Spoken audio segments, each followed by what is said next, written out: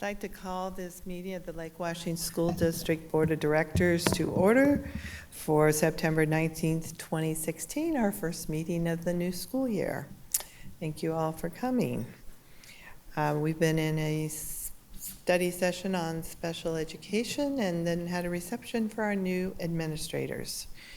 So we are all present and accounted for. I will entertain a motion on the agenda. So moved. Second. You're approving it? Oh, sorry. Yes, thank you. Motion to approve. Approve. Yes. All in favor? Aye. Aye. All right, thank you all. I could have set that up differently also. We have some recognitions to do.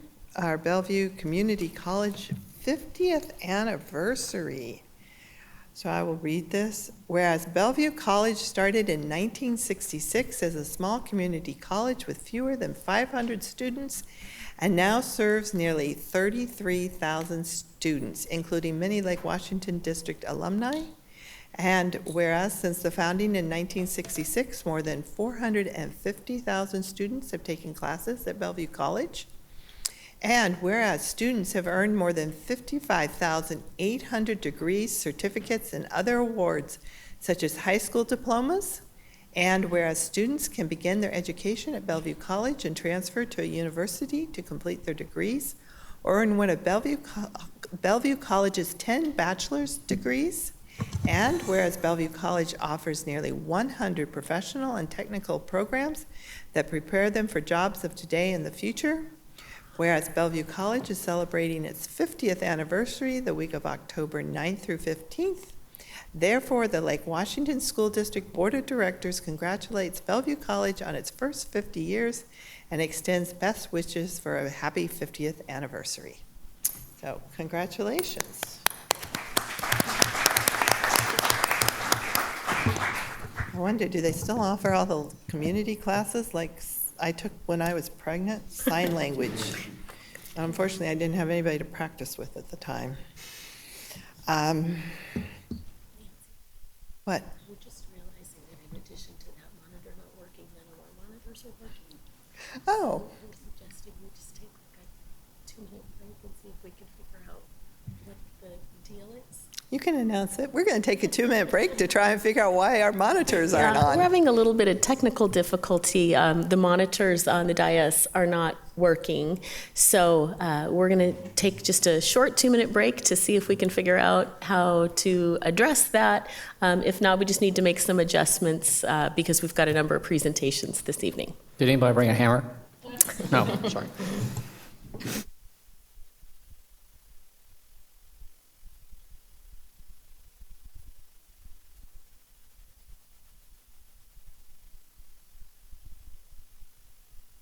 All right.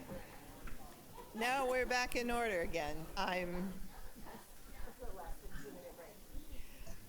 right, we're back in order. Thank you. Apparently there was a lot of changes made over the summer that are still glitches, but we're making progress. We can all see the monitors.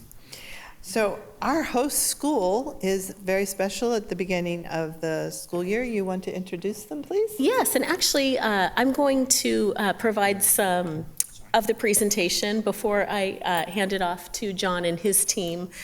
So this year, like all years, we do an opening of school report, and I wanted to share just some general district-wide information with the board and with our viewers. So if I had to tweet our opening of the year, it would be, and it was, growing academics, serving more students, building more schools, hashtag proud to be LWSD. So this is what I shared recently also with our PTSA Council, so I just want to share some of the opening of school facts and information with the board. So this year we're welcoming in, believe it or not, the class of 2029. So this year's kindergartners are the class of 2029. And we're excited because this year we're able to provide for the first time, thanks to state funding, all-day kindergarten for our students. And anyone venture to guess how many kindergartners we're welcoming into the system this year? A lot. A lot is correct. It's over 2,300 kindergartners this year. And as you all know, kindergartners started a little bit later than first through 12th graders because of the parent-family connection meetings. And it was fun. I was out at Muir for their opening of school event and got to talk to a number of teachers and parents who experienced the family connections meetings that were part of the kindergarten process this year, and heard really positive feedback. That's a meeting between the teacher and the family, so the teacher can get to know the student and the family a little bit prior to the start of kindergarten. So what hasn't changed this year is our mission, which is that each student will graduate prepared to lead a rewarding, responsible life as a contributing member of our community and greater society. That's our fundamental reason of being as a school district, and our ideal, our vision is that those students graduate, every one of them, future ready, prepared for college, prepared for the global workplace, prepared for personal success. And that work toward fulfilling that mission and vision for our students begins the moment those students enter kindergarten. And for students who start preschool with us, it actually starts in preschool. And one of the program reports you're going to hear a little bit later tonight is on our preschool programs. I want to focus first, as you know, and we just came from a study session where we connected the work of special education with our values and our 5 strategic goals. And in general, I just want to talk a little bit about our first strategic goal to ensure academic success for every student. It's not just words that we say, there's actual students and faces and people behind those words. And so here's some great pictures from the first day of school that gives you a sense students that we're serving and the families that we're serving. And so we take our mission and vision and that goal to ensure academic success for every single student we take it very seriously. This year's enrollment, as of September, is 28,898 students. And board members will probably remember the number from last year because it was in all of the presentations, especially around bond time. Anybody remember that figure? I feel like it's a quiz night tonight. Is there a prize? There's a prize. A lot less. It was 27,830, right? So we've grown quite a bit from last year to this year, and these are our September numbers. Of course, we'll have our official October count to share as soon as October rolls around. In terms of just overview, in terms of how our students are performing, every year we receive our Smarter Balanced assessment results in the spring, and I always highlight our data at a real global level at this time of year. And we're real proud that our percentages of students meeting standard on the English Language Arts state assessment and on the math assessment have either remained steady or increased at every single grade level. Now you'll see that 6.1% for grade 11 in terms of proficient for math. Why that's highlighted, of course, everyone will recall that we have 11th graders in the system who don't have to take that state assessment to meet the graduation requirement, so we still have numbers of students opting out of the assessment. If a student opts out, it counts as a 0 in our scores. So that 6.1 is not a true reflection of our students' proficiency in math, but that is the number that is reported. Now, as you know, as the year progresses and we do our end result reports, we disaggregate our data, and we look deeper into how our students are performing. That's not the purpose of what we're doing tonight, but it does speak to one of our continued emphasis areas, and that is on closing achievement and opportunity gaps where they exist. So that work was the focus, one of the primary focuses of our work with the district leadership team this fall, and continues to be a focus in all of our work in all areas to ensure that we're meeting the needs of all students in our system. I also want to highlight, and again later tonight, one of the program reports that you're going to see is focused on safety and some of the work that is occurring in our schools to provide safe and innovative learning environments for students. Just to highlight one aspect of that, of course, is having enough schools and classrooms to actually house all of our students. So we, as you know, now have the thank you signs posted on our sites where we are building new schools or rebuilding and enlarging existing schools. schools, really thanking our voters for supporting the 2016 bond and providing where they can get more information about construction progress and so forth. So we're happy that that work is starting. We also did a thank you ad, essentially, in some of our local newspapers, just again focusing on the fact that we're growing and serving and building, and a special thanks to our mayors of our cities who served as co-chairs for the Citizens Levy Committee. Also wanted to highlight that as a district leadership team, we are, as a way of thanking the community and giving back to the community, for the past couple of years, we've been integrating community service into our team building beginning of the year district leadership team work. So if you look on the left, that's district leadership team members spelling out DLT. That's what that is. But the important thing to highlight here is that we engaged our district leadership team in Pantry Packing Party. So Hope Link administers a very important program for our students to help feed hungry students. And as part of a giving back gesture, for the past couple of years, we've engaged the district leadership team in packing party. Sodexo, our nutrition services partner, who you will also hear from later this evening, donated all of the food to pack the pantry packs, and our team packed 550 packs in just 14.46 minutes. And so we've got some great pictures and posted those on the district Facebook page, and we're real grateful for HopeLink and our partners at Pantry Packs. We also this year did some fun team building competition in the district leadership team for a portion of a day, and we through privately donated funds, raised $1,000, and the team building that happened, the winning teams, it was an Olympic theme competition, gold, silver, and bronze winners won, and the prize was a donation to Special Olympics in their honor. So we were able to donate $1,000 this fall at the start of school to Special Olympics on behalf of our district leadership team. So I'd just like to highlight some of the ways that we're also thankful to the community and the ways our team is giving back. Finally, I wanted to highlight our third goal, which is recruit, hire, and retain highly effective personnel. Prior to coming in to the board meeting, we board members got to have a reception with our new administrators, as is our tradition. So you met all of our new district leadership team members for the year. And also, it's an opportunity for us at the beginning of the year to highlight our organizational chart. So this is something that we update as needed every year as new people join the team and as any reorganization occurs. This is something that we traditionally share and did share with the PTSA Council at their beginning of the year meeting, and the entire central leadership team comes to that first PTSA Council meeting to introduce themselves and describe what it is they do.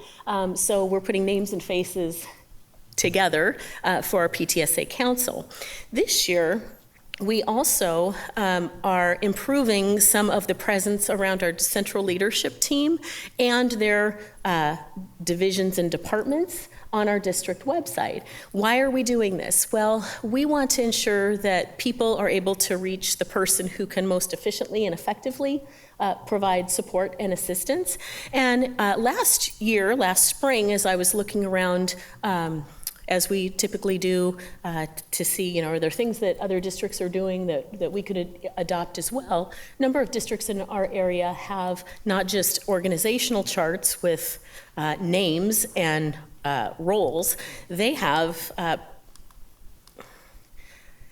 information on their website that provides the person's picture, brief description of what that person does, and if that person is leading a specific department or division, an organizational chart, not just for the main central leadership team, but also for that particular department or division, and contact information. This is just a screenshot of what's available now on our website, which I'm going to ask Janine to pull up now. We've had paper copies of this information, and actually I was able to share the paper copy with the PTSA Council at the beginning of the year at the beginning of the year meeting, but the goal was to have all of this available on the district website so we could highlight it as part of our opening of the year, opening of school report tonight. So Catherine and her team have been working hard. So where Janine went, just so everybody knows where this information is, she went to the district website, she clicked on the About Us tab, and she clicked on the second link down that says District Administration. And you'll see a new link there. It says Central Leadership Team. There's also the same link farther down on the page, right there. So if you click on that Central Leadership Team, the first thing that comes up is a picture of me. and Janine Fogarda, Deputy Superintendent, and Matt and John are Associate Superintendents. But this is just one level of this information. So you'll see for each of us, there's our picture, our title, a description of what it is that we do, and a link. So if you click on the Central Leadership Team organizational chart link, it's going to bring you to the org chart, the main org chart that we just described. If, for example, you click on the link under Janine, it shows you you'll go deeper into the team. So, for example, the first person that comes up is Barbara Posthumus. Barbara Posthumus is Assistant Superintendent of Business and Support Services. She serves as our Chief Financial Officer, and the people whom Barbara works with in her division are right here. So we've got Forrest Miller, who provides overall leadership for support services. He oversees capital planning, construction, real estate, ensures school facilities operate optimally. So more information about what is Forrest's role, what does Forrest do, more than you can find, or you've been able to historically find just on the organizational chart. Then, if you click even deeper, so you click under Forrest now, or either one, Janine, click under Barbara Forrest. So first, it's sideways, so it's a little harder to see. But here you'll see the actual organizational chart that's connected with business and support services. So all of the people who work in payroll and benefits and procurement, you'll see Sodexo nutrition services reflected there, and so forth. If you click on the organizational chart within Forrest's department, and it's sideways, but you see our transportation manager, Jeff Miles. You see our risk, health, and safety manager, Scott Emery. You see our associate director of support services, Brian Buck, and all of the field maintenance and all of the functional work that occurs in that part of the organization. Now, these are not new in that they haven't existed before, but we haven't before put them on the district website and have them readily available. So the goal here is clarity for our community, transparency, and again, how can we ensure that we're efficiently and effectively providing service and people know who's responsible for what and who they can contact for what. So that was the goal behind all of this work that began last spring. So that's my opening of school report. And now if Janine could click back to the PowerPoint. And we can keep clicking here, by the way, for every division, every department. So all of the information is there. I'm just highlighting a few things for this evening. Janine's going to click back to the PowerPoint. She's trying to click back to the PowerPoint. To make them sideways, yeah. Okay.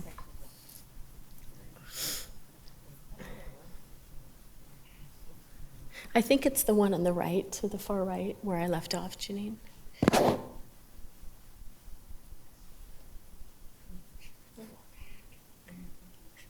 And if you could just go from current slide. Okay.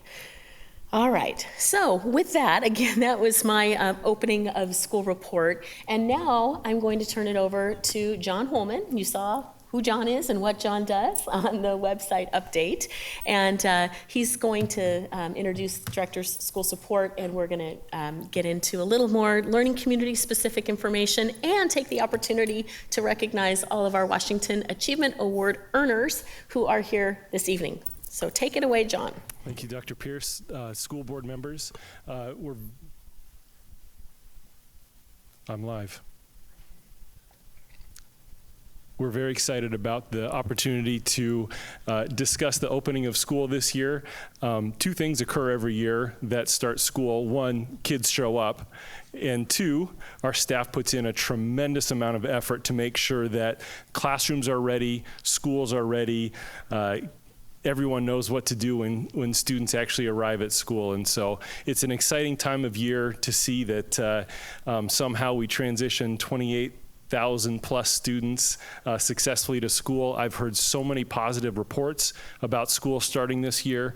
As you saw, one of the groups I work with are the directors of school support, and they're here tonight to highlight that positive start to the year, provide you with some information about the start of school and how they support schools, not just to start the school year positively, but really to continue that positive effort all year.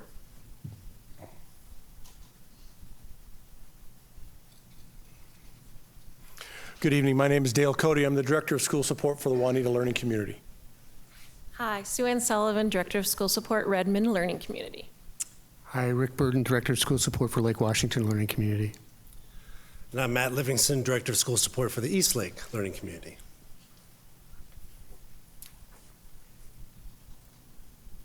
So we had a great first day of school. In fact, we had two first days of school, what Tracy mentioned. We had our first through 12th graders show up on the 6th, and on the 9th, Friday the 9th, our kindergartners showed up for school.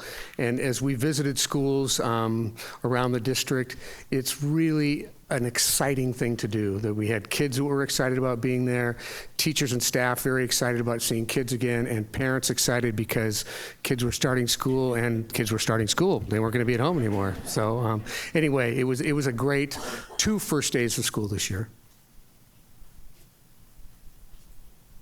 So we do a variety of things in the district to prepare students as they transition to a different level. So when kids are coming from home to kindergarten or from elementary to middle or middle to high school, we have some processes in place that help ease that transition. For kindergarten this year, as Tracy mentioned, we did family connection meetings for the first time. So we had 3 days of meetings with kids and their parents, meeting their teachers, getting to know each other, and having a really great positive first start to their school career.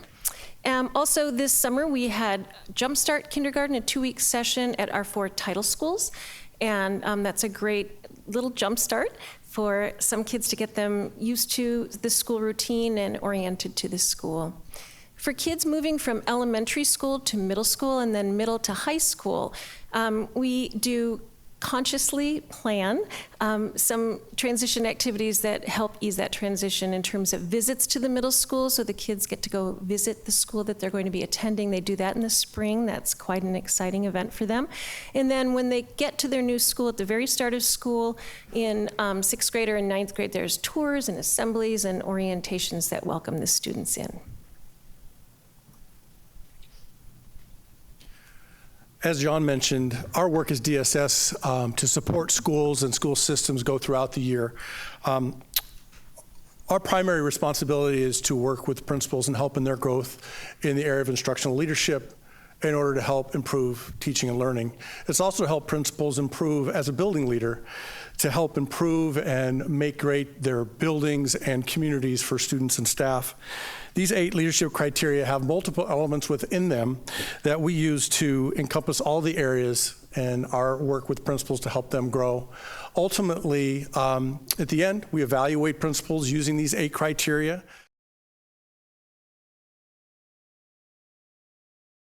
A couple of slides provide some examples of the work we do to support school communities as well as across the district.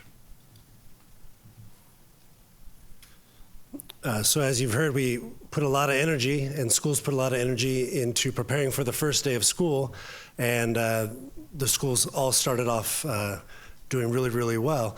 But of course, there's 179 more days after that, right? And so a big part of our job is to ensure that the schools maintain that great start throughout the year until June. So the way we kind of see our job is everything we do is to ensure that all schools achieve the district mission and vision that Tracy shared earlier. So everything that we do falls under that. specifically, every school writes a continuous improvement plan, and so that's focusing on their data. They write goals, and then they monitor their progress in terms of how they're doing in achieving those goals throughout the year. A big part of our role is to support them through that process. You know, being a principal and an associate principal is a very complex job, and there's a lot of moving parts. It's a huge responsibility, so we provide leadership support to them so that they are as effective as they can be in their position. As Dale mentioned on the slide before, there's the PPGE, which is the evaluation process we use for our school administrators. And really we see that as our mechanism to support them through their growth, to not only be proficient, but to be distinguished in all 8 criterion is that ongoing work. As you know, our schools are focused on their PCC work, and that is how we get at the achievement gap and the opportunity gap that Dr. Pierce mentioned earlier, supporting schools in their teacher teams, and not only teachers working closely together, but also administrators go through the same process, and supporting administrators in working together to close the achievement and opportunity gaps. We support principals in their evaluation of teachers. We feel it's our responsibility that every teacher grows to their potential, and as principals are responsible for every classroom in their building, we feel responsible for every classroom in our entire learning community. So that's how we view that, and of course we have the role of supporting the parents and the community members and the students. We do that through building relationships and helping them navigate our wonderful school district.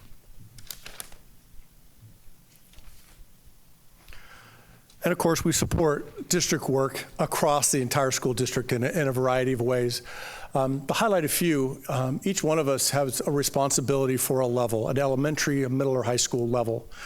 Our work is to help coordinate CLT and DLT, district leadership team members and central leadership team members, to coordinate their work with each level in order to help strategic work, to implement initiatives, et cetera. And so we work as a connector, if you will, in many ways across the school district. Matt mentioned the teacher professional growth and evaluation. If I go a little more granular, we also help train administrators on how to go about those evaluation processes and procedures according to our contract. We help work with new administrators to help grow them, as well as new interns. As you can see, there's a variety of things that we oversee throughout the district to help support students and staff.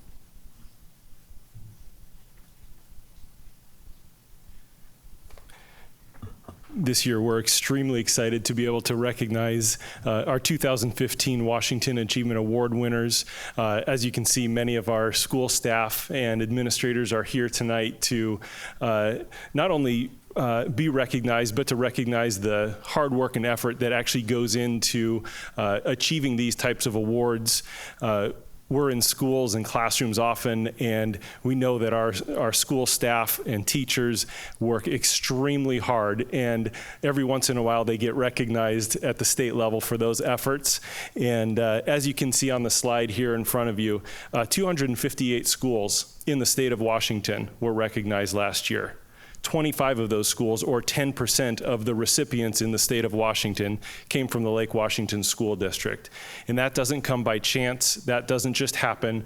That only occurs when we're intentional about the work we're doing for all students in our school district. And so it's really exciting that we get to recognize them here tonight at the board meeting. The award event that typically we attend was on the other side of the mountains, and so many schools weren't able to participate in that. And so we thought this would be a great way to recognize them, have you see the people that are actually doing the day-to-day work with our kids and are doing a great job of it. And so each DSS is going to recognize the schools that received an award. Those schools are going to stand up to be recognized. And then after all schools have been recognized, we're actually going to bring up by learning community, each group to have, or each learning community to have pictures taken as well. And just to interject here, we want board members to be part of that picture. So I know, don't give me that look. No, so what we'll do is take a break because then the whole, movement of pictures won't be just part of this. We'll take a little brief break, we'll do the pictures, and then of course if people want to stay, they can stay. We understand people have to get up early and there's work tomorrow, so you also feel free to leave after the pictures, and no one's feelings will be hurt, and then we can carry on with the rest of the agenda. Great, thank you. And so we're going to start with the Eastlake Learning Community.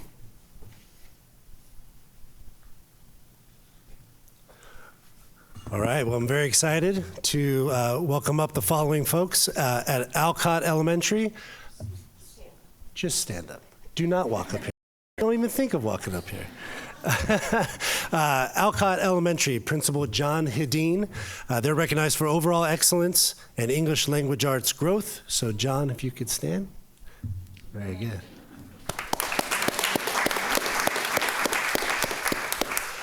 Blackwell Elementary, Principal Jim Eaton, recognized for overall excellence and English language arts growth. You have... Yes, please, if you have staff members, teachers or staff members, please stand up as well. I'll get it right by the last one. Meade Elementary, Principal Sandy Klein, recognized for overall excellence. Sandy, if you could please stand, and any staff that might be hiding behind you.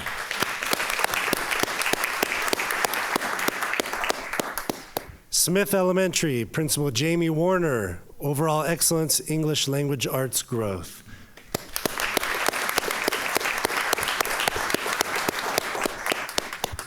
And Renaissance School of the Arts, Principal Chris Beatty, recognized for overall excellence.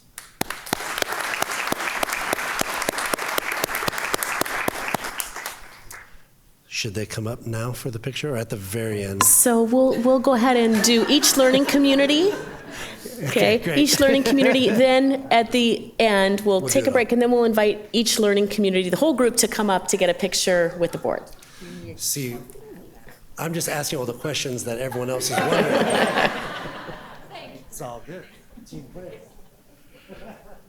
Thank you, Matt. I was thinking of all those very questions. So for the Juanita Learning Community, starting off with Bell Elementary, the winner of English Language Arts Acquisition, Principal Heidi Paul and staff.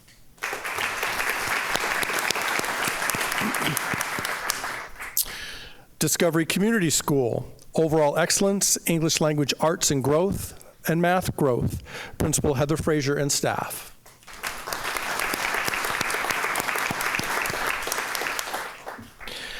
Juanita Elementary, overall excellence, English Language Arts growth, Principal Dana Stairs and staff.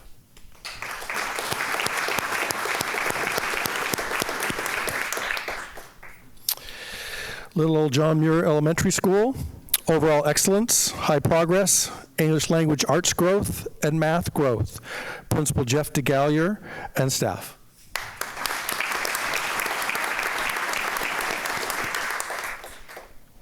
Keller Elementary School, English Language Arts Acquisition. Principal Sandy Dennehy could not be here tonight. In her place, Holly Applegate and any staff.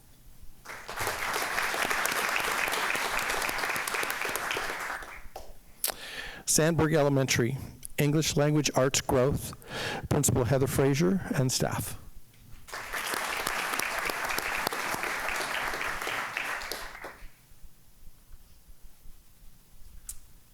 For the Lake Washington Learning Community, Audubon Elementary, Principal Chemo Spray could not be here tonight. Ian Maver, Associate Principals representing him. They were recognized for overall excellence. Franklin Elementary, Principal Jimmy Cho could not be here tonight. Ryan Scott, Associate Principal, is representing the school, and any staff could stand up. Thank you. Rose Hill Elementary, Principal Jennifer Hodges. School was recognized for high progress.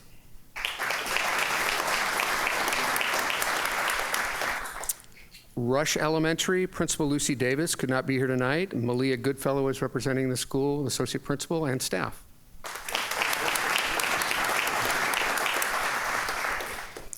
North Star Middle School, Principal Nell Ballard Jones, recognized for overall excellence and English Language Arts growth. Rose Hill Middle School, Principal Aaron Bowser could not be here tonight, but they were recognized for English language acquisition. If there's any staff here, you could stand up. Nope? Well, congratulations anyway. And Stella Scola Middle School, Principal Aaron Bowser, they were recognized for overall excellence and English language arts growth.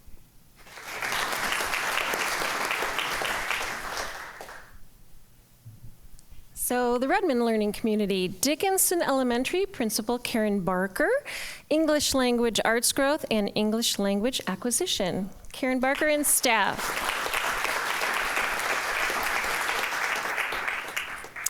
Also, Principal Karen Barker, Explorer Community School, Overall Excellence, English Language Arts Growth. Mann Elementary, Principal Megan Spalding, Overall Excellence. And staff, congratulations. Redmond Elementary, Principal Jen Jarda can't be here, so Associate Principal Taylor Davis and staff for high progress in English, I feel like I have Academy Awards, for high progress and English language arts growth. Rockwell Elementary, Principal Kirsten Gomez can't be here tonight, so Associate Principal Ryan Scott and staff. Overall excellence, English language arts growth, and English language acquisition. Rosa Parks Elementary, Principal Kim Blanco, overall excellence, English language arts growth, math growth, and English language acquisition, and staff. And Wilder Elementary, Principal Steve Retzesender, overall excellence, math growth. Congratulations.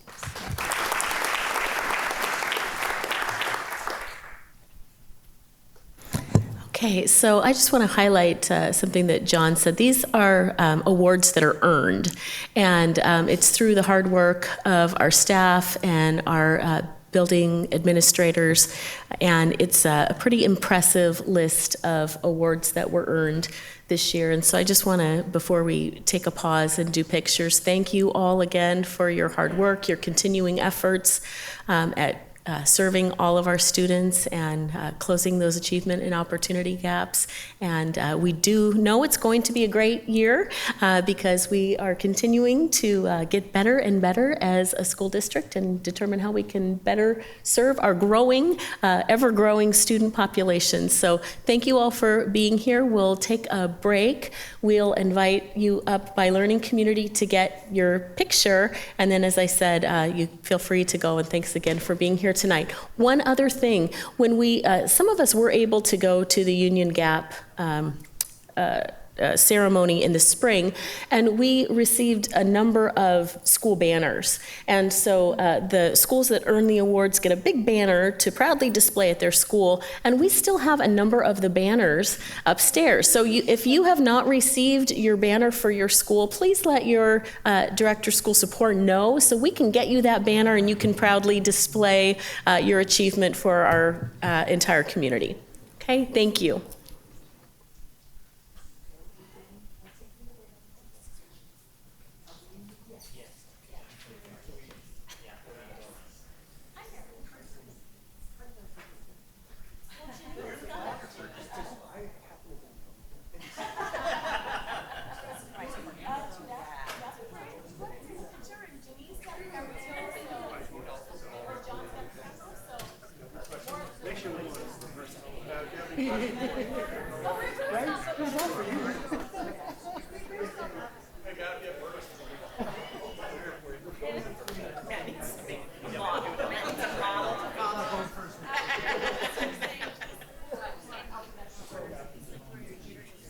We're moving. Oh, you're getting in position. Absolutely. You can tell us your favorite thing.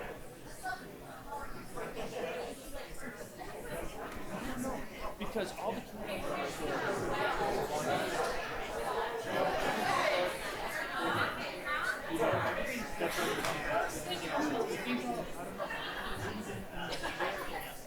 the things come out. I don't know. Claudia.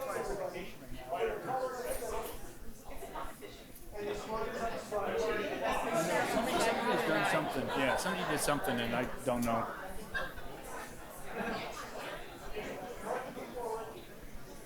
Congratulations.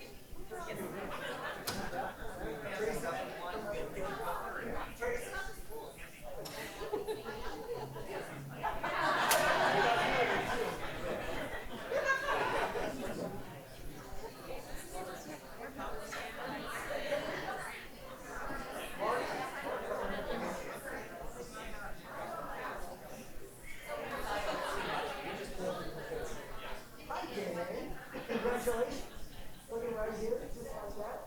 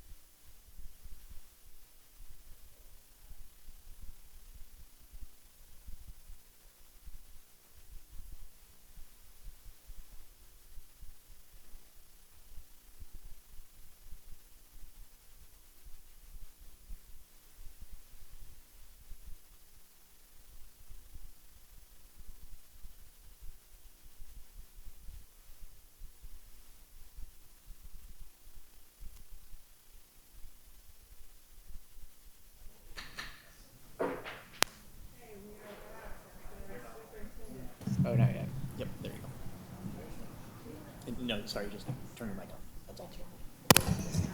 Okay, I'm not sure what they're doing here. We are back. We don't have our normal monitors, so we're kind of having to play hand signals here. After our brief interruption dictated by the superintendent, we'll have a discussion about that at her evaluation, I'm sure. We are back to our meeting, and it is time for our public comment period. This is a time for our community to address the board. We have some rules. I'll try and truncate them. There's a whole page of them over there. Each speaker has up to 3 minutes to speak. We have a clock. Is the clock working? Is the clock working tonight? So many things are not working. I must check. Okay. At the yellow, you have 1 minute left, and at the red, your time is up. So we ask people to be respectful of that time limit. You can always submit written materials to the board also. It's not a time for dialogue or discussion, so we don't answer questions. We're just hearing what our public has to say. But there will be follow-up with staff and or board. They've moved the podium back, so this is where you get to stand. And please give your name and where you live. I think that covers. Let's see. We want everyone to feel welcome and safe. Audience members will be expected to treat all attendees with respect and civility. The president will rule a speaker out of order for the use of, oh, come on, you guys are adults. There'll be no name calling, profanity, racial slurs, or threats, or personnel discussions, of course. Really, I didn't know we put that all in writing. All right. Our first person signed up is Bob Yoder.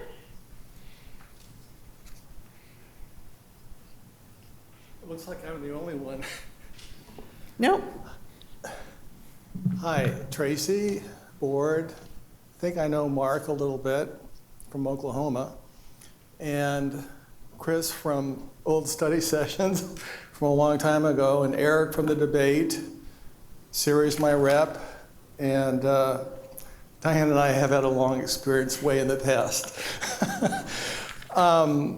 You may know me as a kind of a community reporter, as someone that has a lot of opinion.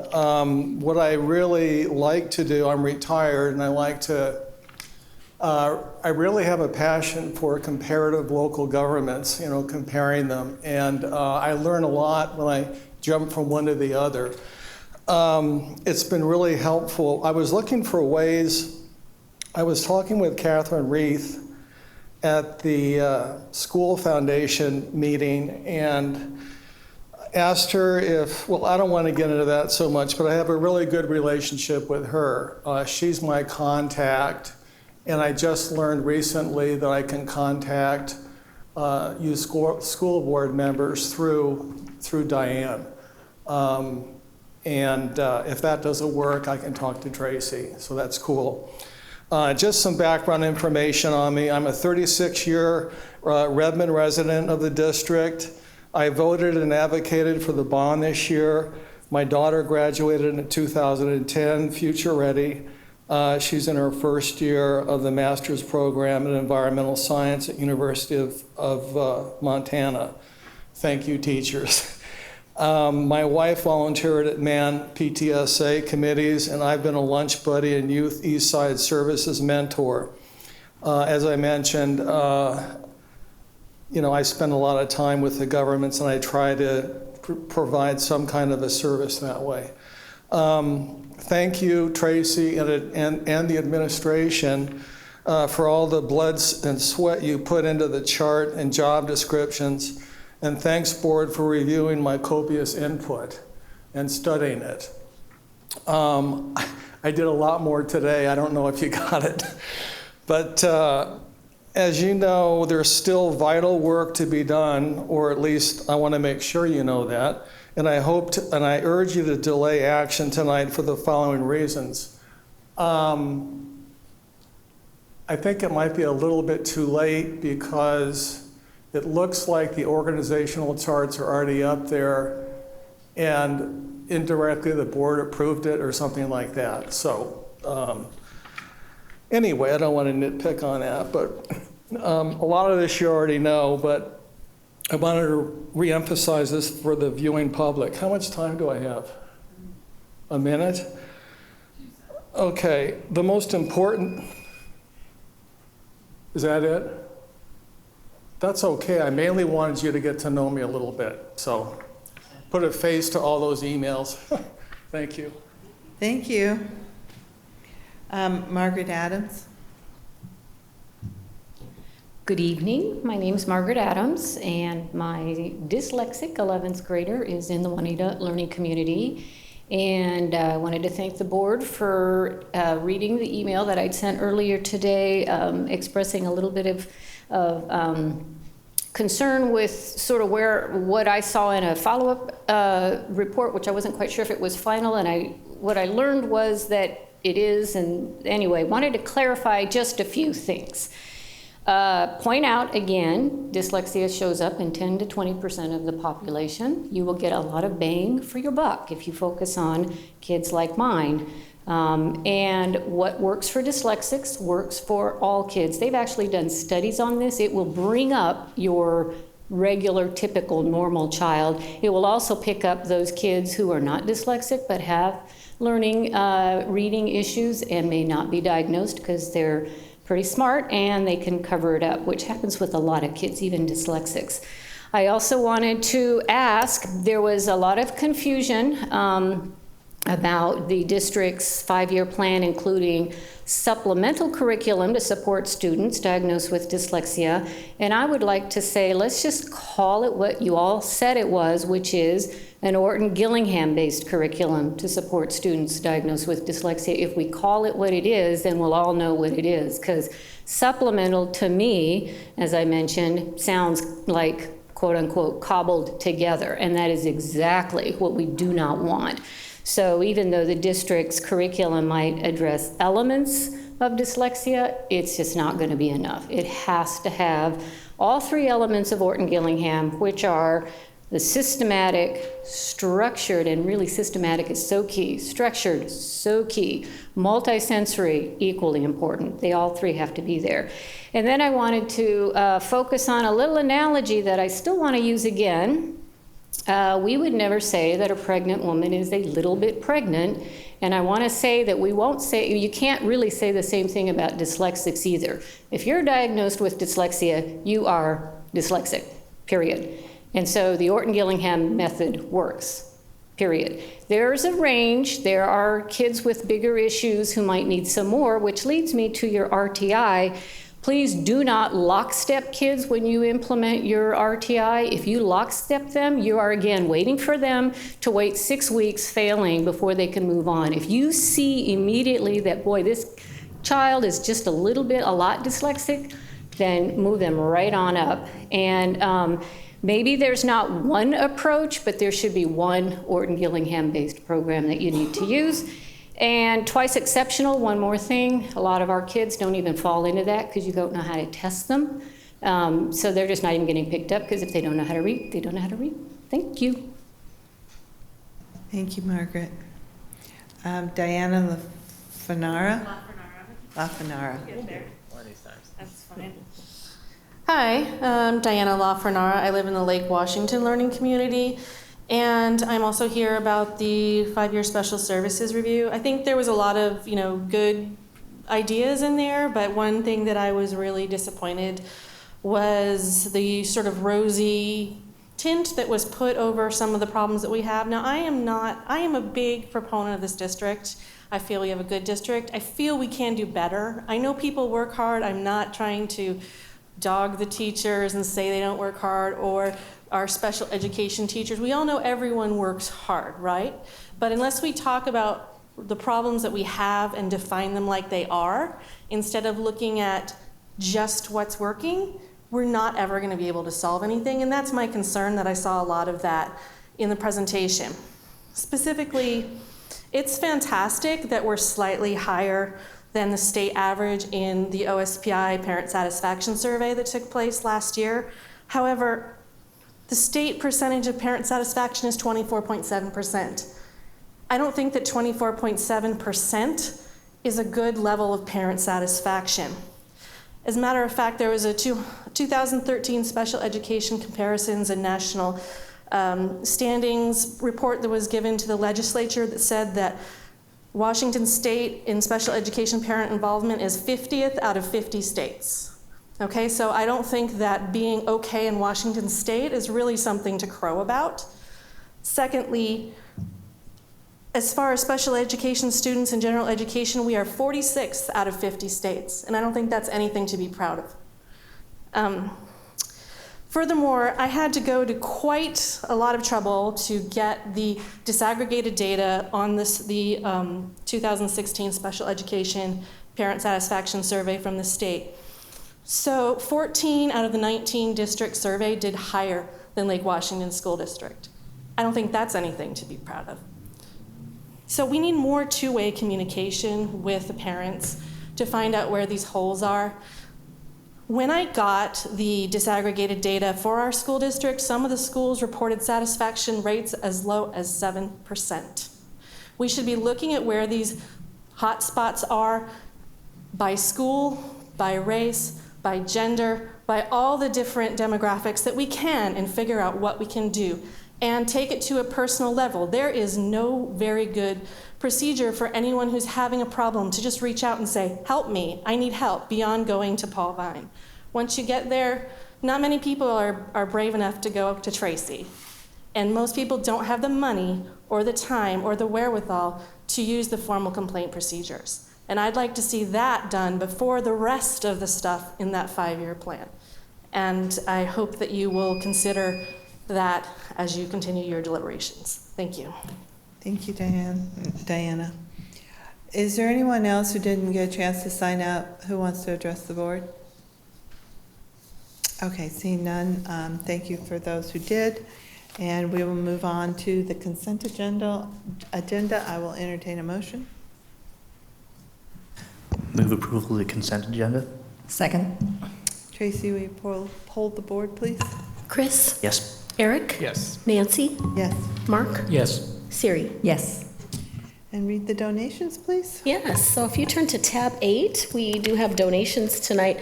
We have 2 significant donations to highlight, totaling $58,747. So first, we have a $52,747 donation from the Lake Washington Schools Foundation to the Lake Washington School District to purchase IXL, which is an online math program, to purchase a site license for all elementary schools district-wide. And we have a $6,000 donation from the International Community School PTSA to ICS to support future business leaders of America. So 2 substantial donations this evening totaling $58,747. Thank you. Our PTSAs are off to a generous start, and our Lake Washington Schools Foundation, which is supported district-wide, is really living up to their mission, so thank you. Program reports. Okay, so tonight is our second evening. Our first evening was in August to do program reports, and the programs we're reporting on tonight are preschool and special education. John Holman's making his way to the podium here to pull up the report, which he and I will together present. And again, I just want to explain the purpose of these reports. So as the board knows, we have end result reports that we prepare annually and present for board approval that focus on the outcomes that we're looking for our students. We also have what we call executive limitations, which are essentially the means. So we also present to the board in written form EL, or executive limitation, reports that highlight the means. Now, historically, we've presented these separately, ends results and executive limitations, and often what happens is we're presenting the data or the outcomes that we are achieving. The question becomes, well, what are we doing to achieve those outcomes? Or if there are achievement and opportunity gaps present, for example, in the data, what are we doing to address those? So what we're attempting to do this year is to marry together executive limitations and EL and ER reports so we can better highlight what's happening in a particular program, what data we have, and what we are doing to address gaps in the data, or as we're seeing strengths in the data, pointing to specific means that we are implementing to help achieve those outcomes. So tonight we're going to highlight preschool as a program, and it's connected to EL7, which is our academic program. It's also connected to ER2 and 3, which highlights the content knowledge and the interdisciplinary skills and attributes that we know students need to graduate eventually, future ready. And we're also highlighting special education. Now, as you know, we came from a special education program review focused study session. The focus of the presentation, the program presentation tonight, is really more on a global level of special education in terms of what is special education, what does our program look like, things we have historically reported on briefly as a part of EL7, as well as some of the disaggregated data specific to special education. You'll see the disaggregated data again when we do literacy and mathematics and science content areas. Tonight, though, we are focusing a little more deeply on the end results associated with special education. So the focus of this program presentation is very different from what we just did in the study session. Okay, so this slide essentially highlights some of what I just said. On the left, if you're facing the screen, it shows our end results, which of course are ER1, our mission and vision, ER2, our content knowledge in all of the areas listed, and ER3, interdisciplinary skills and attributes in the areas listed. Excuse me, on the right, you'll see just the topic areas of executive limitations. And as we said tonight, we're really focusing mostly on EL7 academic program, specifically the part of the academic program which is preschool and special education. So we're going to start with preschool programs in Lake Washington School District. I'm pretty excited about this particular report because if you look at EL7, there's really just a very brief portion of the written EL7 that talks about preschool, and it basically says here's how many students are in preschool. So the presentation tonight is really going to bring our preschool programs to life, I think, for the board and for our community to help everybody have a much better understanding of what is preschool in Lake Washington School District. So with that, I will turn it over to John, and he'll take it from there, and I'll chime in as needed. Great, thank you. And I just want to also recognize these reports don't come together by one person sitting in a room. I'd like to recognize a few people that really helped to inform and provide input. Two of our program specialists, Stacy Allen and Jody Jens, both work with our preschool programs. Stacy's in the audience tonight to see how I do. Preschool and special education both fall within the special services department, and so Paul Vine and his team, Aman on the compliance side, Mary Guile on the business side for helping with some of the data pieces, Tim Krieger, Director, Assessment, Evaluation and Reporting and Evaluation, excuse me,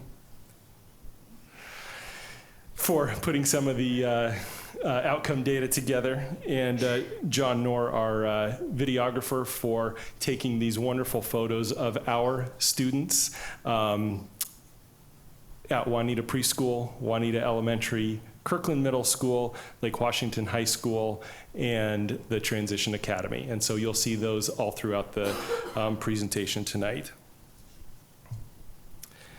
And so in doing these, we do want to make those direct connections between the academic programs and, in this report about preschool, really the foundational experiences that our kids have as they enter into our K-12 program of study. Right, so this slide just highlights that all of the red highlighted areas really are covered as part of preschool, which you'll see. So as early as preschool, students are learning content knowledge that's developmentally appropriate to them and beginning to learn these interdisciplinary skills and attributes as part of the preschool program. And I won't read everything but on the right, but the parts of EL7 specifically that we're connecting to preschool are 7.1, A, B, and C, 7.2, Part B, and 7.4, parts of EL7. And so we're going to review preschool programs, students served, enrollment, funding for preschool. We're also going to look at the program models and delivery of service, review some of the curriculum standards and assessment, and how are parents engaged in our preschool programs. And so when you think about our preschool program, there really are two distinct features of our preschool program. It's Head Start and Ready Start.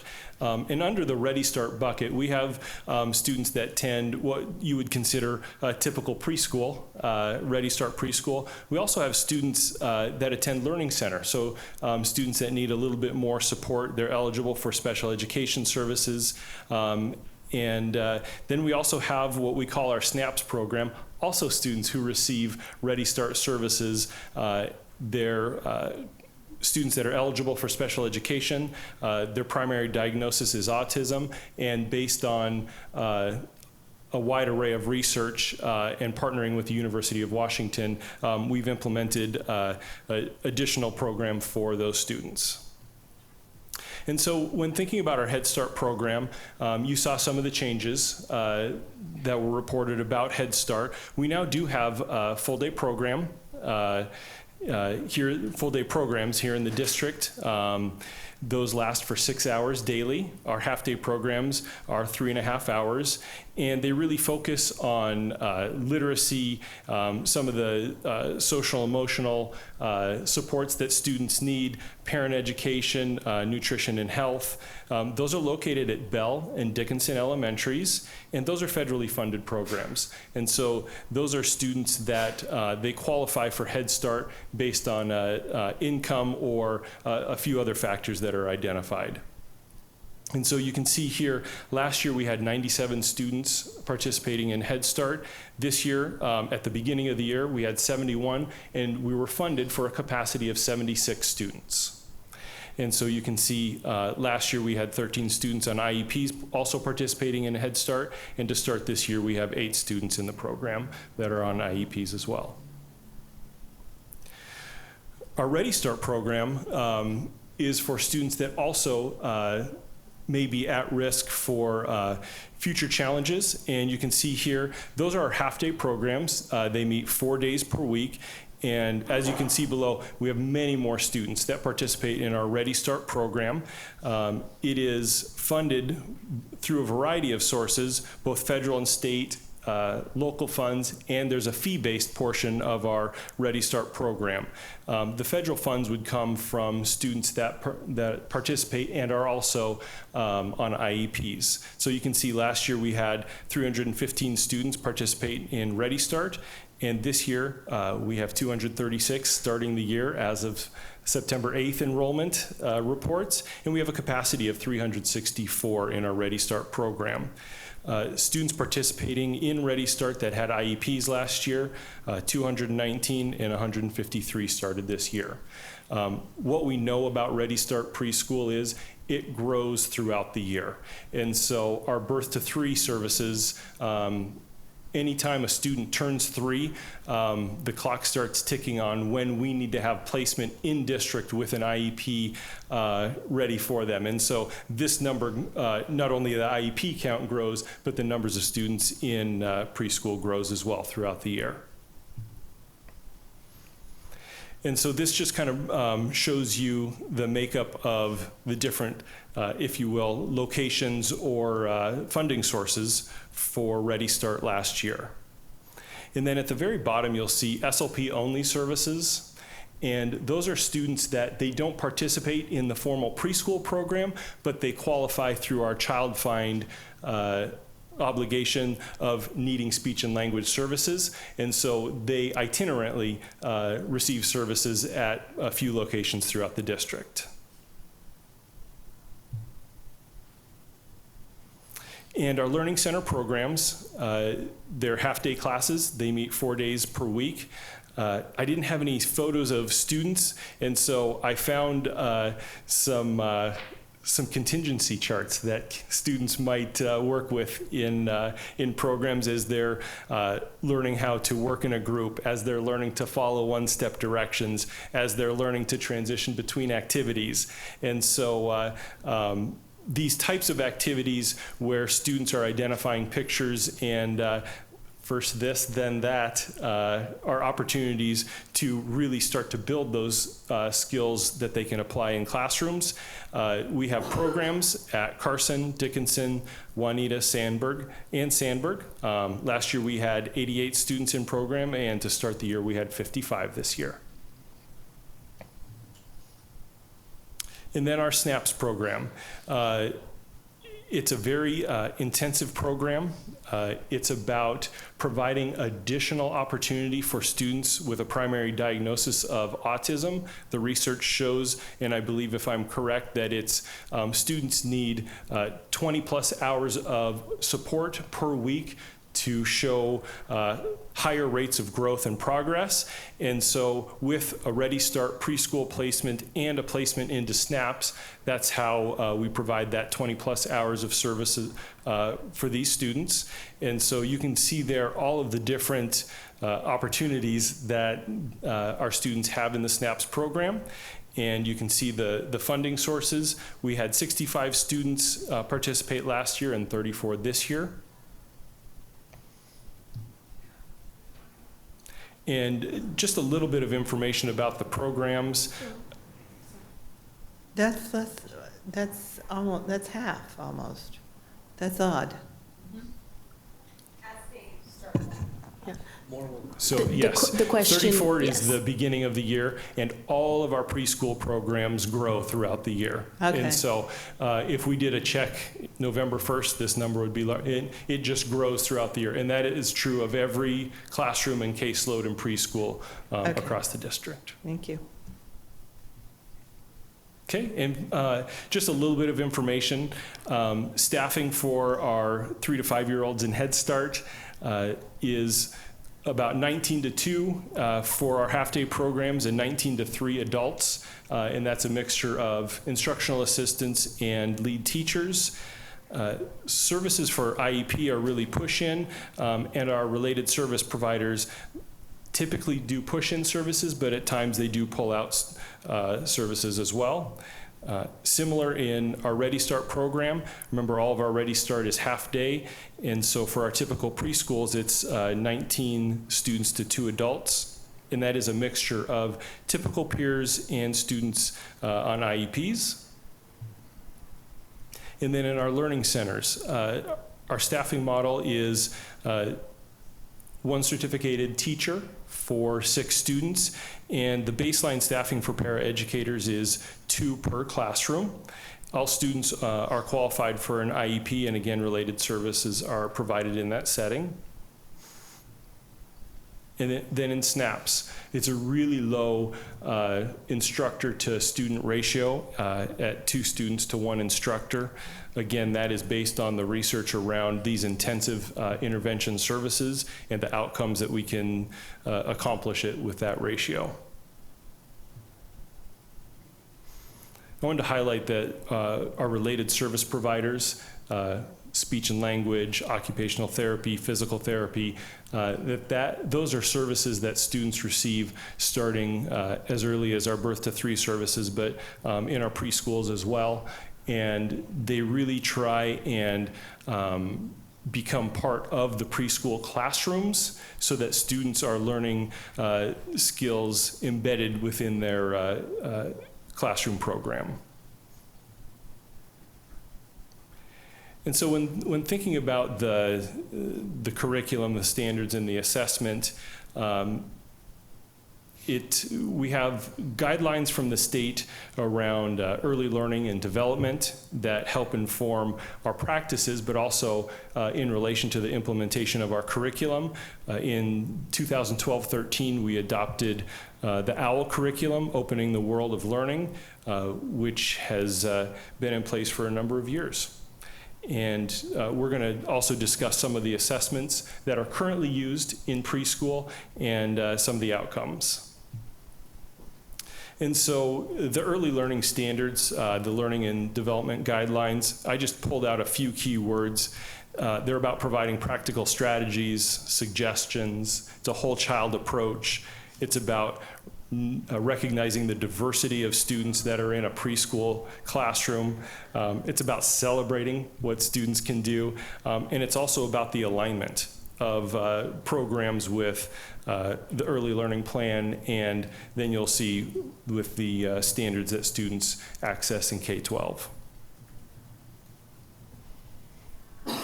Our OWL curriculum, not only is it adorable, it actually is very broad as well. You can see here all of the different areas that our curriculum covers. And when you think about being school ready, part of that school readiness is the academics I know, but also do I know how to interact with my peers? And that's really that social emotional development piece that the curriculum touches on. One of the questions that we had is, do kids do science in preschool? And I'm pleased to report, yes, they do. And there's actually quite a bit of literature on the earlier kids start science, the better off they are in a number of areas. And so I just pulled this from a training that our preschool teachers were provided. And again, not only is it adorable, it's really good for kids. And so what are the skills that we want our students to participate in science instruction in preschool? Prediction, estimation, graphing, compare and contrast, counting, weights and measurement, cooking concepts and recipe, vocabulary, and dealing with failure. To me, that seems like we could also add that to all of our science programs, and we'd be doing really well. And so these are the things that students are going to be asked to do all through their academic careers, and it starts in preschool. An example of how do they get after these concepts is having students actually think about things like, does it absorb water? And so having students go through the practical application of making decisions about things is important. I just identified some of the areas in the early learning development standards where this might have a relationship. Chris? How long have we had this curriculum in place, did you say? Since 2012-13. I'm sorry, he's a senior in high school now, but I was looking at your experiment here, and I think somehow he anticipated this, but I don't see anything about a cat. Because there was an experiment conducted by my son involving whether a cat absorbs water at some point, and anyway, I strongly approve of this experiment, but I thought you would explain the mystery in my family, and apparently you haven't. Does the cat absorb water? No, I'm sorry. The cat did absorb water briefly. That's called extrapolation. Yes. It's a clever add-on. And so that was a positive experiment in compare and contrast. It also could draw blood. And so, one of the things that we want to make sure we're doing is understanding the outcomes and the assessment results that we have in all of our programs and preschool as well. And so one of the things we did was to look at what outcomes do we have, and moving forward, how can we better look at our outcomes consistently to know how our preschool program is doing. And so what do we have currently? We have child outcome summary data for all students that are on an IEP, and so we actually have data to report out tonight about Lake Washington students in relation to state students on the child outcome summaries. And again, remember, that's just students on IEPs. It's not all of our preschool students. Another data source that we have, but we actually don't collate that data, is the preschool progress report that all families get twice a year, and it's really looking at all of the different areas, both academics and social emotional, that a preschool student experiences, and it provides families with an update as to, is their child not making any progress, or are they making high progress in this area? So again, another good communication strategy with families. And we also, all of our Head Start students are assessed using the same system that we are now using for all of our incoming kindergartners. It's called Teaching Strategies Gold Assessment System. And so when you hear the WaKids assessment, that's what Teaching Strategies Gold actually is. And so over time, we'll actually be able to take that data and actually do a look at how students were doing in preschool and then promoting into kindergarten. Future planning, the team is looking at, is it possible to do the child outcome summary on all of our preschoolers? Because that would give us some readiness data that we then could also do some comparison with our WaKids data. And we just want to make those intentional connections because we think it can help us plan and program for our incoming kindergartners better. And so the child outcome summary, again, this is done for all of our students on IEPs. There's 3 outcomes that students are rated in: positive social emotional skills, acquire and use knowledge and skills, and the use of appropriate behaviors to meet needs. And so I'll just orient you to these charts. They're all same coloring and essentially set up the same way. The lines below is looking at, are our students functioning within age expectations? And so if you look at the 12-13 year, the light blue line is Lake Washington students. And so we had about 45% of our students that were on IEPs that were demonstrating age expectations in regards to positive social emotional skills. Conversely, at the top of the slide, it shows the growth rate. And so you can see both state and district, about 90% of students were demonstrating high growth. This is just preschool? Just preschool, just students on IEPs. Okay. And so you'll see the pattern of, while not all of our students are meeting age expectations, all or most of our students are making high growth. John, Mark had a question. We heard earlier about from the one of the members of the community that it's one thing to compare your results to within the state, but if you're 50th, your state is 50th out of 50, it's not exactly a great expectation. Do we have some comparison to how our state and then our district basically compares nationally? In regards to our preschool outcomes, we don't at this point. Part of that is, I believe the child outcome summary is a state assessment, but I can look into make sure that if it is national that we can. Well, it'd be interesting to see what other states do something similar. I mean, if you can go apples to apples, that'd be great. It may not be totally apples to apples, but it'd be a good start. Great. Just building on that, thinking that we always compare to local districts as well, our neighboring districts, that might be a piece to look at. And again, I will find out how we get access to those data. We didn't at this point. Yeah. Some of the questions and feedback are helpful because as we think about doing these on an annual basis, we can, where we are able, address some of the questions for next time. And John, I'll just do a quick time check. We're at about 20 minutes for preschool, and I know, we're still trying to, just so the board knows, trying to get our bearings around the new program report structure and how do we potentially keep them by topic each to 10 minutes. So we're continuing to hone that. We've done a lot of prep work, and the more we want to include, of course, the longer it takes, but we're mindful of time, I just want you to know, and we will be able to go on and do our best to keep special education to a fast clip tonight so we can get on to the superintendent report, because we do have 2 presentations there that we're going to want to move along to the greatest extent possible, knowing that these presentations are linked to our district website, available for the board and the community as well. Great. Thanks, John. Thank you. Thank you for the time check.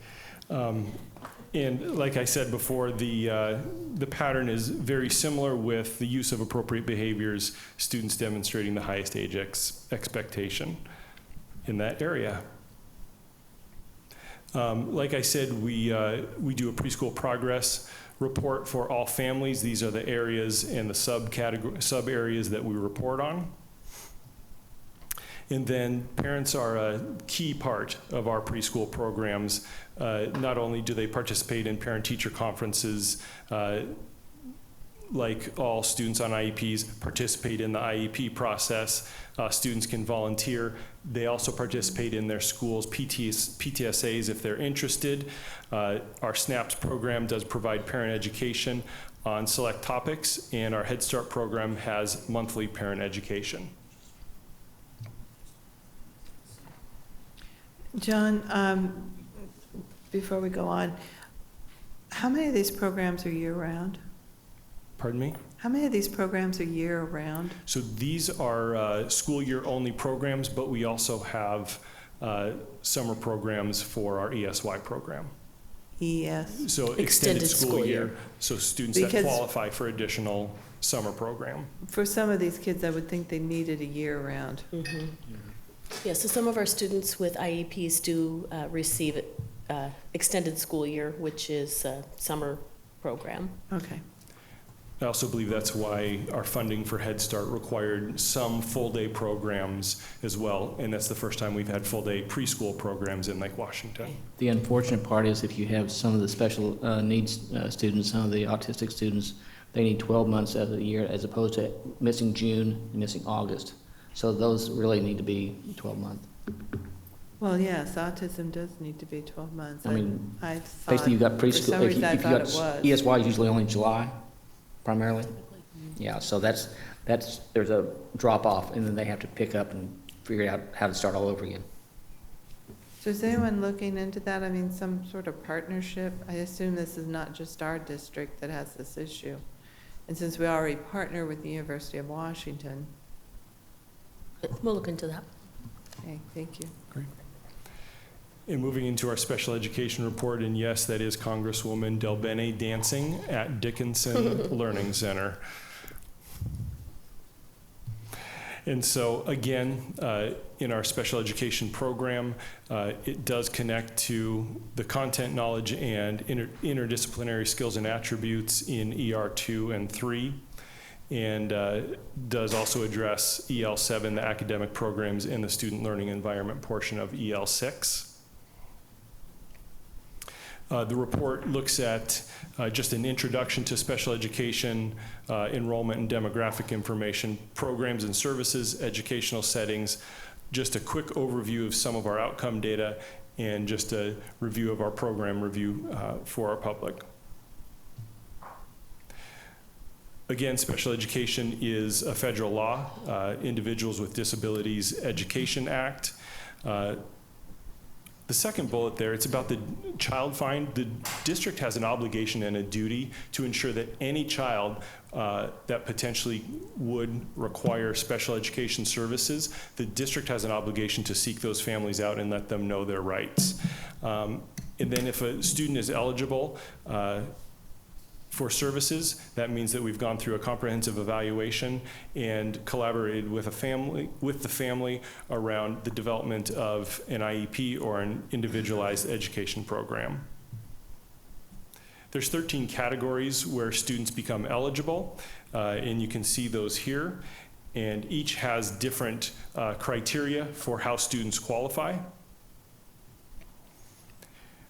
We have to pay attention to what's called the least restrictive environment, and that's the placement of students, meaning where do they receive the majority of their instruction and in relation to their amount of time in general education. And so you can see there's 3 categories there. Just as with our district, our program, special education program, is growing, and you can see here the numbers of students at all levels, birth to 3 through our 18 to 21 services. And when looking at our demographic makeup of students qualifying for services, you can see that we have a few areas that we referenced in our study session. Our students identifying as Asian are actually underrepresented, where our students identifying as Hispanic Latino, they're overrepresented as a proportion to their overall demographic makeup. We have more males qualifying for services than females. And then when thinking about our programs and services, Paul highlighted this earlier, that the special education, it's not a place, that we really do think of all of our students as general education students first. That looks different for every student, and so that's what makes special education and really planning around an IEP very complex and unique for each individual student. Services are provided in the general education classroom, in resource settings, learning and transition centers, intervention centers, and want to highlight our Transition Academy as well. And so when you think about the services that are provided in general education, we do have core instruction, plus accommodations, modifications, and at times, plus co-teaching. We also do provide push-in services at times to provide the specially designed instruction for students in the general education classroom.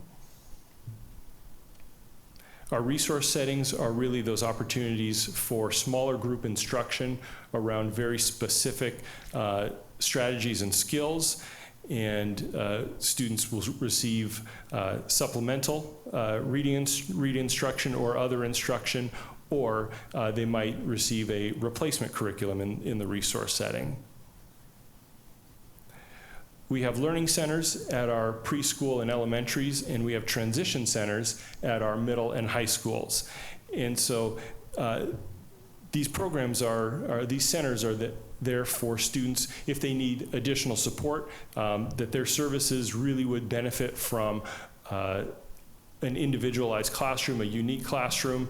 And you can see here, this is a student at Kirkland Middle School who's actually, he's pushing into guitar class with a peer tutor. And so quite a smile on his face. We have learning and or transition centers in all of our learning communities. Most of our elementary schools have 2 programs, a K-3 program and a 3-5 program. And then we also have intervention centers for students that need higher levels of emotional behavioral support. And we have 6 programs spread across the district. And highlighting our Transition Academy, it has won state and national awards for the support and services for a group of our 18 to 21 year old students. And this is Richard Haynes, the mastermind behind the Transition Academy, with one of his students. Again, want to highlight our related service providers, and I'm sure I left someone off this list, but our SLPs, our OTs, our PTs, we provide vision mobility services for students, assistive technology, and interpreter services for our students. And then thinking about the educational settings, again, we talked about this a bit in the study session, that the majority of students do access general education for the majority of their day. And you can see here the breakout by level. And then just a quick review of some of our outcome data. This is our DIBELS data, percent of students at benchmark. You can see higher rates of students at benchmark at kindergarten and similar rates of students at benchmark who are also in the special education program at first and second grades. When looking at our Smarter Balanced results, this is students receiving special education in Lake Washington in relation to students receiving special education across the state. And you can see our students outperform state peers, but we know that outperforming state peers and closing our opportunity and achievement gaps with all of our students is really the work that we have. And you'll see the same profile in all of our outcome data. When looking at our graduation outcomes, you can see the top 2 bars are all students The yellow bar is the 5-year graduation rate for our students receiving special education services. The brown bar on the bottom is our 4-year graduation rate for special education. What we don't have that we are still trying to compile is for students that that graduate post their 5th year, because we have a number of students that graduate post 5th year, and we're trying to figure out where's that accurate data source so we can report to you all of our students' graduation results. As you know, we did just conduct a program review in the Special Services Department. We're happy to be moving on to action items of the program review. We went through a pretty lengthy process with a number of data sources. We brought in an outside agency to help provide insight into our district and give us recommendations. Through all of that, a 5-year action plan was developed in these 7 priority areas. And very soon on our district website, we will have a web presence so that all of our families can not only review the report, but have access to all of the different data sources that we use to compile the report and the action items. Great, thanks so much, John. A lot to pack into a short period of time. So again, though, the purpose of those, I think we're able to do a much more thorough job explaining the program to the board and how connecting the ends and the means than we have historically through just the written EL presentations disconnected from the end results. So hopefully the board's finding the program reports helpful. So if you're okay, we'll move on to superintendent report.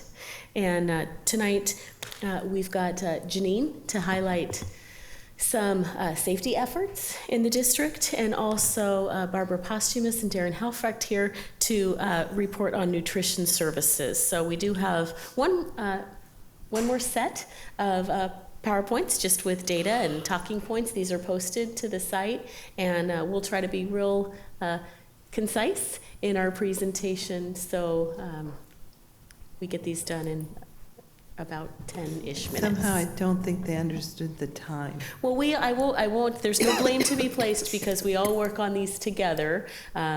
We spend a lot of time preparing the reports, and sometimes together as a team, I think we get a little excited in what we want to present and what questions we want to ensure that we're answering. And so we'll just continue to work. I'll continue to work on ensuring that our presentations are concise. So I'll take the responsibility for that. I'm the only person I know who can do 64 slides in 10 minutes.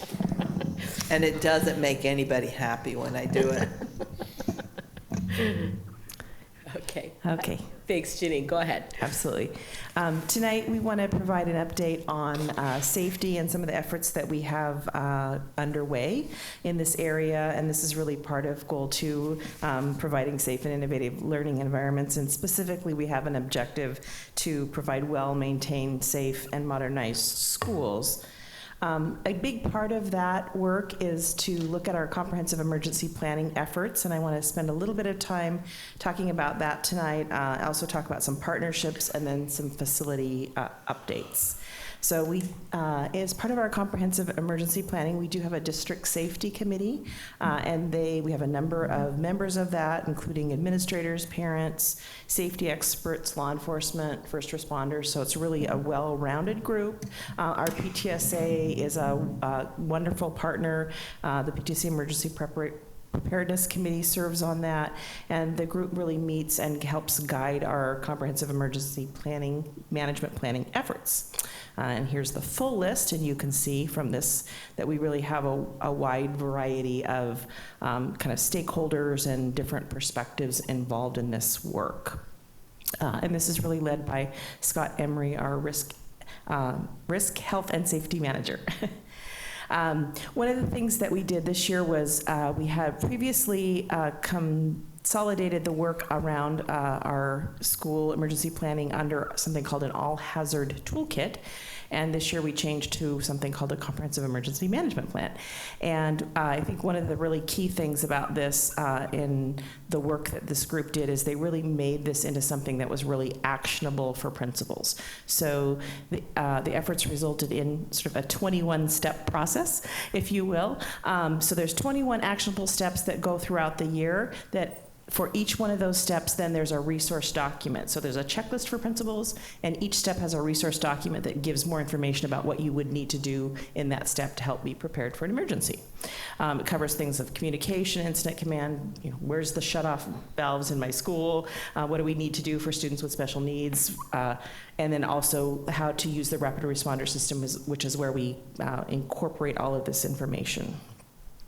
As a part of that this year, we also did an updated building safety and security audit. So this is about a 4-page checklist that building administrators can do with their local law enforcement at the beginning of the year to just kind of go through, identify any areas that need to be addressed, areas that both interior and exterior, and it allows them to submit a district work order, for example, if there's a hole in the fence or any of those kinds of things that they identify as part of this, then we can help support them in maintaining a safe environment at their school. And Janine, this implies that our property is fully fenced, and I can't remember any of our properties being fully fenced. So what difference does it make if there's a hole somewhere? I think there are a number of places where fencing is used to make sure kids aren't going out into the street or between properties. They're not at recess being able to, exit where it's not being. Okay, so judicial placement, not necessarily a fully fenced. Right.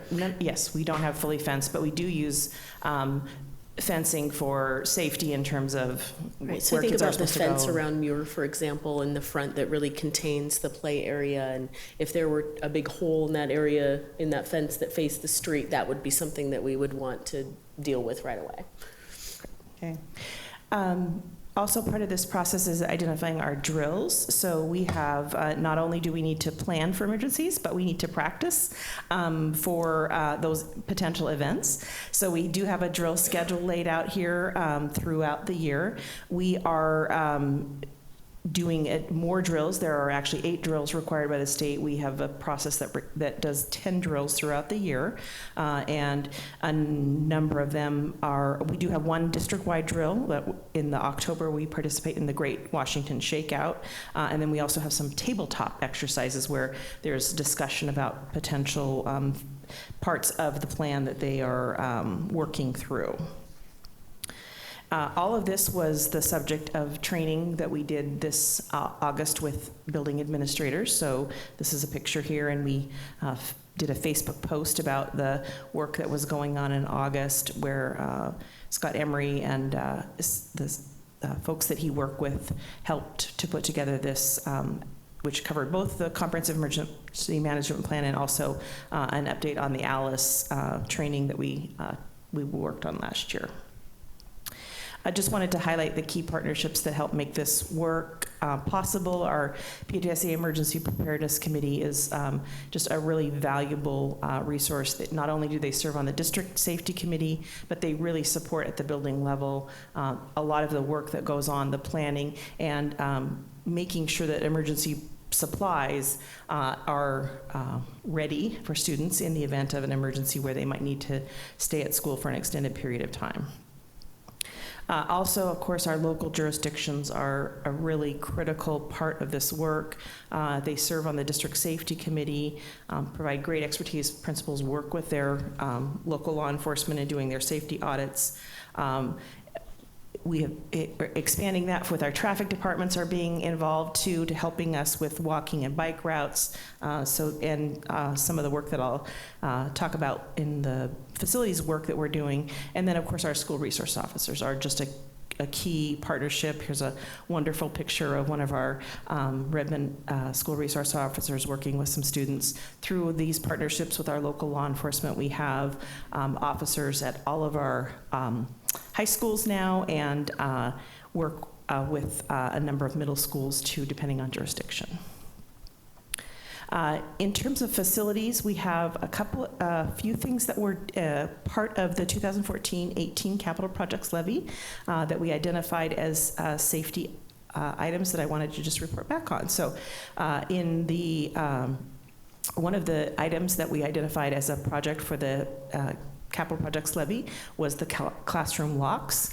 And this was really a process to make sure that all the classroom locks could be locked from the inside. And that work was completed. You see here Principal Aaron Bowser showing how that's working. Those were all completed. So 1,176 locks installed.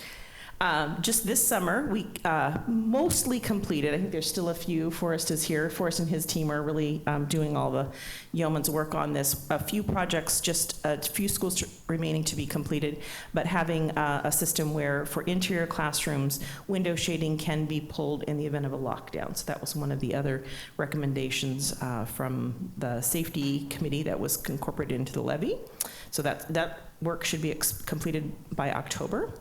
And then the other major project that was part of the levy was the building access controls. So a lot of planning and learning has been going on about that. This is a big project, of course, involves technology and facilities because these are systems that are networked. And 2 pilots were done this summer, and so learning is going on in that, and then working with implementation for having those all done by the start of 2017-18. Another component that we incorporated into the capital projects levy was some traffic improvements, traffic flow improvements.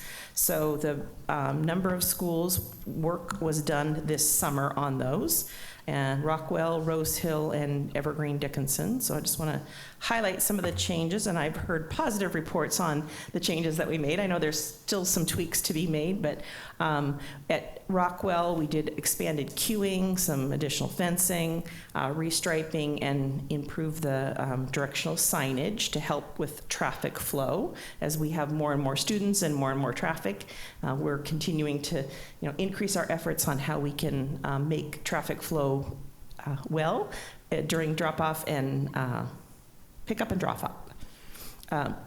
At Rose Hill, you can see these kind of cool before and after maps here. Some pretty substantial changes here where traffic was rerouted to use the fire loop. So substantial increase in additional queuing. I think there was also some change in traffic direction.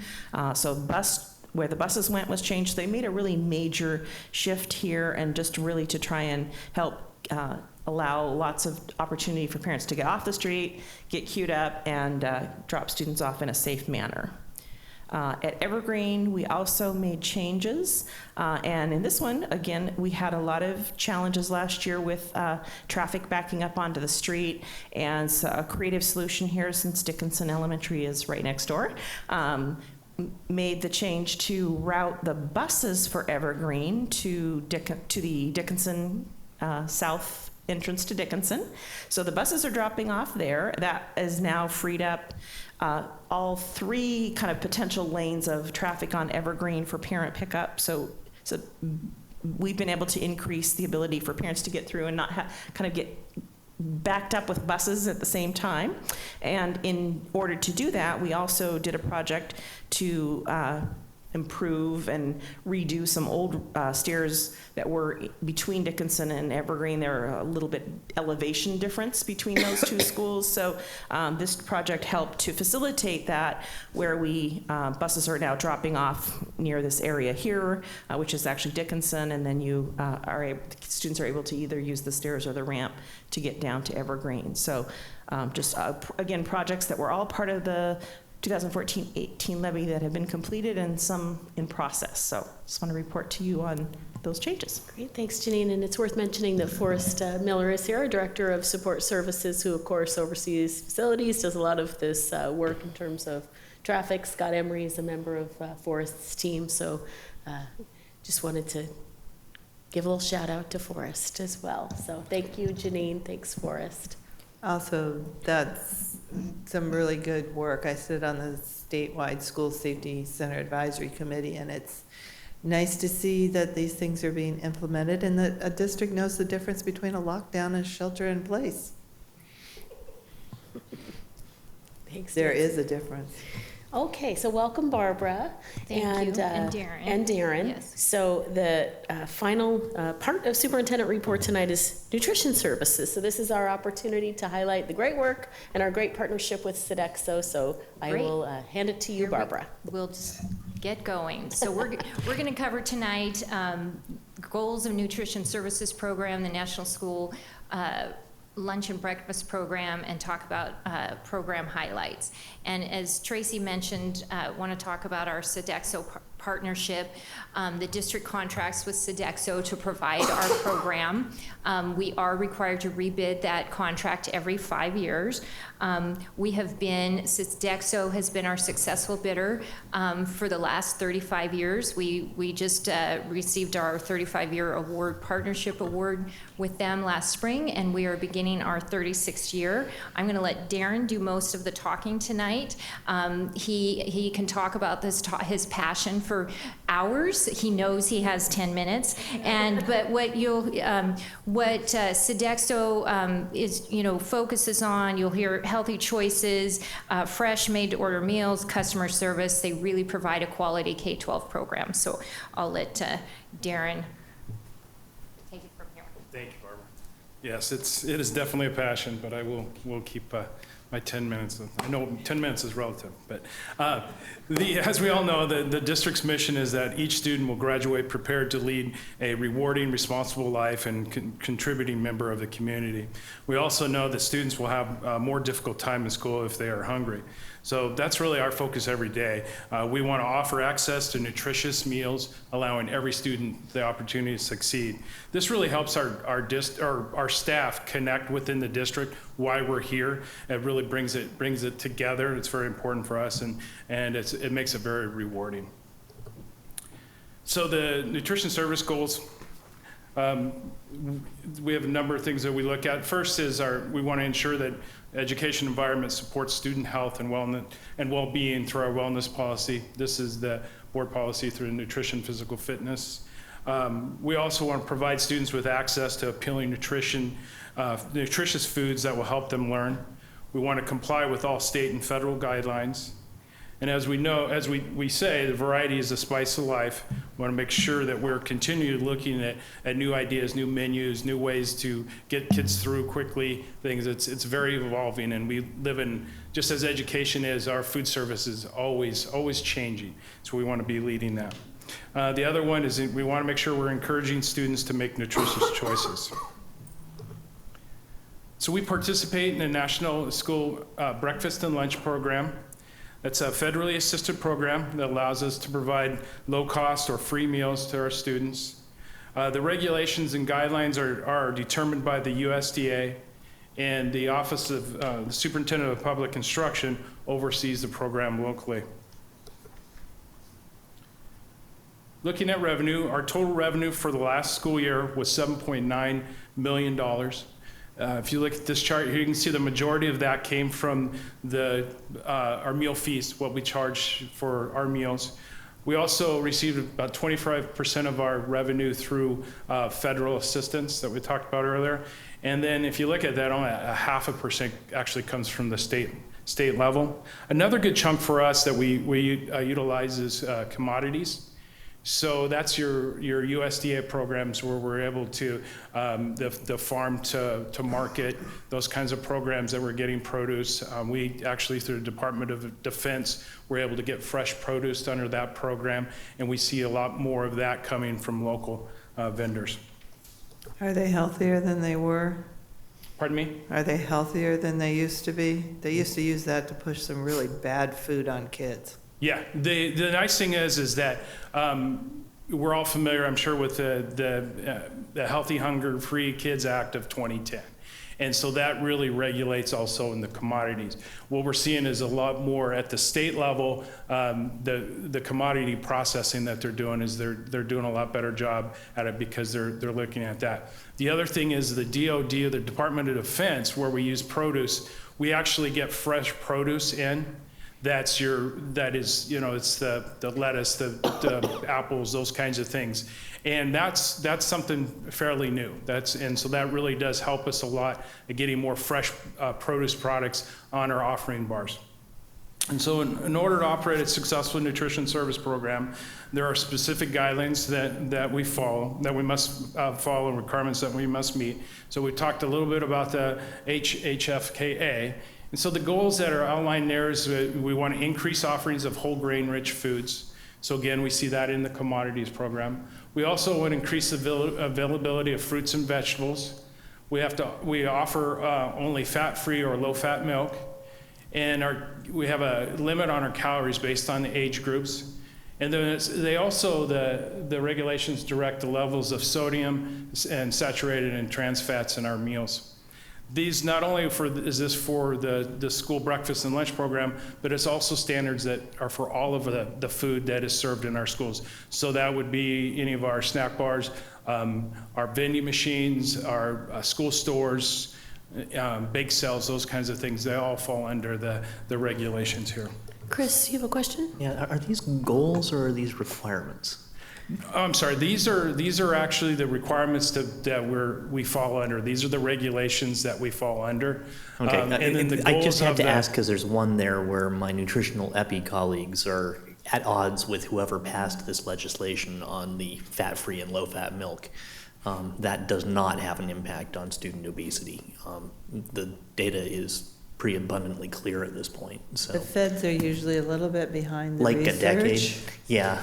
I was going okay. to ask about the sugared milk. Yeah. Because Anyway, we went through the whole so, thing. Are yeah. we reducing the flavored So- milks? Yeah. Now and that so we're there's- finally looking at the impact of sugar on diet. And it's all a process that's evolving. And these are the regulations that we've got But outlined for us. what are we doing with what we're offering? I mean, because basically Chris is right. Right now, we'd rather them have full-fat milk, although my mother would roll over in her grave, than a sugared flavored milk.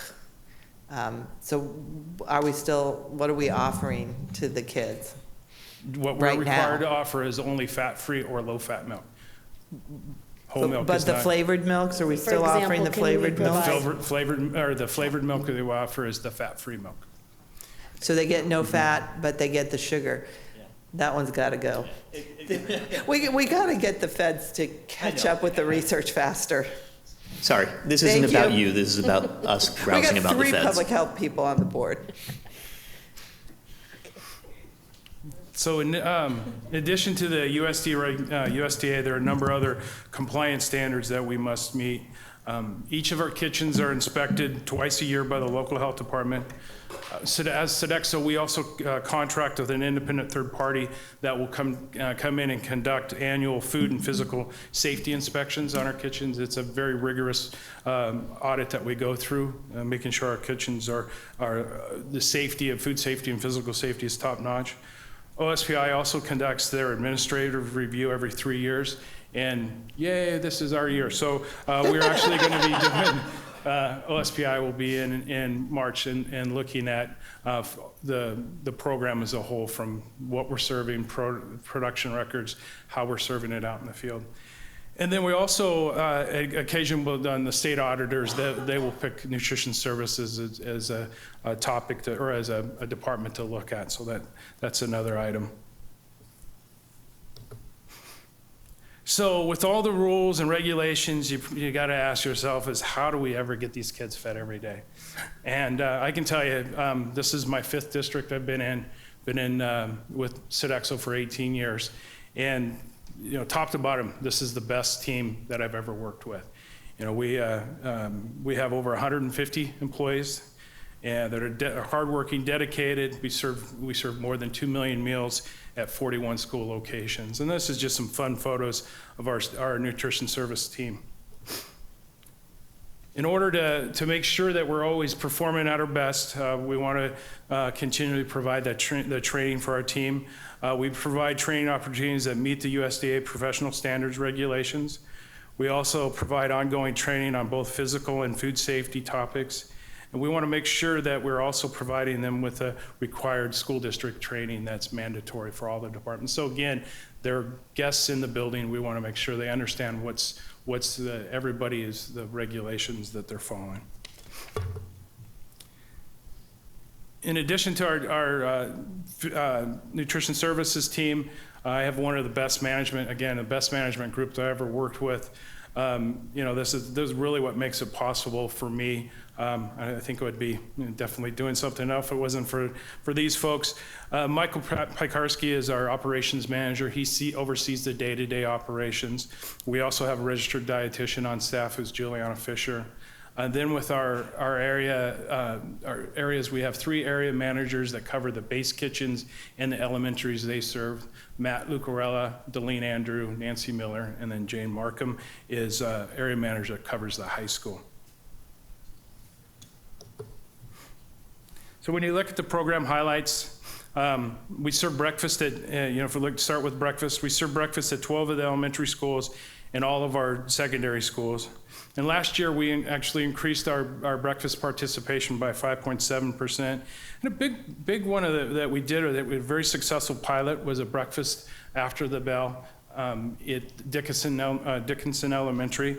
And we really saw not only participation from the free and reduced, but also from a lot of the paid kids. It was an opportunity where the feedback we got is that parents really enjoyed having that opportunity there, and we are happy that we've extended it for this year. They're offering it also, and again, counts are off to a rocking start for us. Are they in the classroom or in the cafeteria? They're actually eating in the classroom. So the program is designed. It goes to the classroom where they have their breakfast selection. It's consumed there right as they're getting their day started. It takes about 5 minutes in the morning. It's a very neat program. We worked so hard to get them to not eat lunch in the classroom, so we didn't have to clean them, and now we're feeding them breakfast because we can't win. So just can I ask a quick question? There's a lot. We could go in a long time talking about breakfast and the stigma that comes with our breakfast program when we eat in the cafeteria, and what this oversees. And really, this is something that has been implemented across the country. It's really the drive that's going, and because it's not a free and reduced program, it's actually a breakfast program that kids enjoy participating in, and that's why we see the increased participation, and the challenges that you might think are in there really haven't been an issue for us. So you stated it's at Dickinson. Has it expanded to any other schools or only at Dickinson? We're just at Dickinson this year. Okay. We're so far.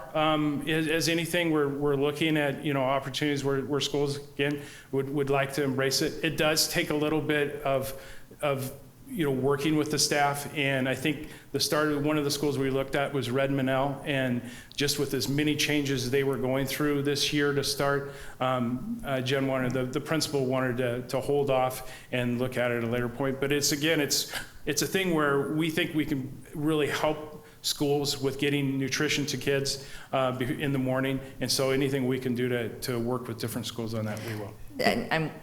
The legislature, there's been several legislative pushes to do a breakfast after the bell from a statewide component.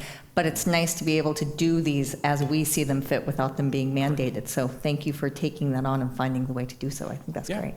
And it was really Dickinson that embraced it. They wanted a breakfast program, and we said, hey, would you be interested in trying this? And they just jumped in both feet and really did a super job. What are they eating? You said it takes 5 minutes. So it's a cold breakfast. It's a what breakfast? It's a cold breakfast. We don't do a hot entree type of thing. So there's the variety. We have a 5-day schedule, a menu that we go through. The menu is posted on the website. I don't know it off the top of my head, but it is something it's very quick. It's the entree, the fruits, the fruit and types of things like that. So it takes about 5 to 10 minutes. So one of the concerns was the instructional time that it might eat into, and they haven't found it to be an issue, the feedback that we've got. So when we look at the elementary lunch program, we're growing our elementary business by focusing on the basics. We've really, this past summer, looked at how do we fine-tune our recipes to make it simpler for our staff and make it more consistent so kids are receiving that. And one of the things that we really understand, and I truly believe, is that it starts at the kindergarten level. If we can get a kindergartner interested in eating lunch with us, we're going to have them for the next 12 years. Vice versa, if we interesting them in not eating with us, we lose a customer for the next 12 years. So elementary is a big focus for us this year. Was part of the way our management's set up, is we wanted to make sure we're focusing on that. The other thing we're doing is we're a concerted effort on really making the lunchroom fun and not have what you'd call maybe a promotion, more of a celebration. And so things that you're seeing is Blue Friday. We're really encouraging staff. We had aprons made up that you probably saw some pictures that were Blue Fridays, 12s on them, encouraging staff to dress in Seahawks gear like that. We also did Mariners Wednesday, and then we do Dr. Seuss's birthday. So there's fun things we're trying to do. Again, making it about a fun place to come and for the whole school to be really involved into it. In our secondary programs, we're focusing more on the food experience, so that we have that kind of a food court design, but also have the food right in front of folks. So we're doing Pasta Bar Tuesdays, where the pasta is made as they come up and get it. Pho Fridays, if you're ever out and you want to go, Pho Friday is one of the best days to eat, because it's incredible. And I can highly recommend Redmond Middle, because it's very authentic. She's from Vietnam, that makes sense. So we also offer made-to-order entrees, such as burritos and sub sandwiches, similar to like a Qdoba or a Subway, where kids are coming through. So again, that experience. And another big hit is presentation cooking, and I'm sure you've seen it. So who wouldn't like an omelet bar or made-to-order omelet for breakfast? I know Barbara's one of Barbara's favorites. So. The other thing that we're focusing on at all the levels is how do we create more cultural awareness in our menus. Really, we have a very diverse population, and so how do we build that into our program so that we're meeting that? And that's the goals as we move forward, and I'm very excited about what we have on the horizon. So some of the things that we're cooking up schools, and I know for time's sake I'll just kind of slip through some of these slides here, but these are pictures that John helped us out with, or things that we've taken. Again, I'll try to show a lot of variety, a lot of fresh fruits and vegetables that we're offering, things to encourage kids to try different things. This month we're doing Taste of Washington, doing a little bit different on Wednesdays, a different kind of fruit or vegetable. This Wednesday is roasted sweet potatoes that we'll be doing in elementaries. We're also doing some fresh strawberries next week.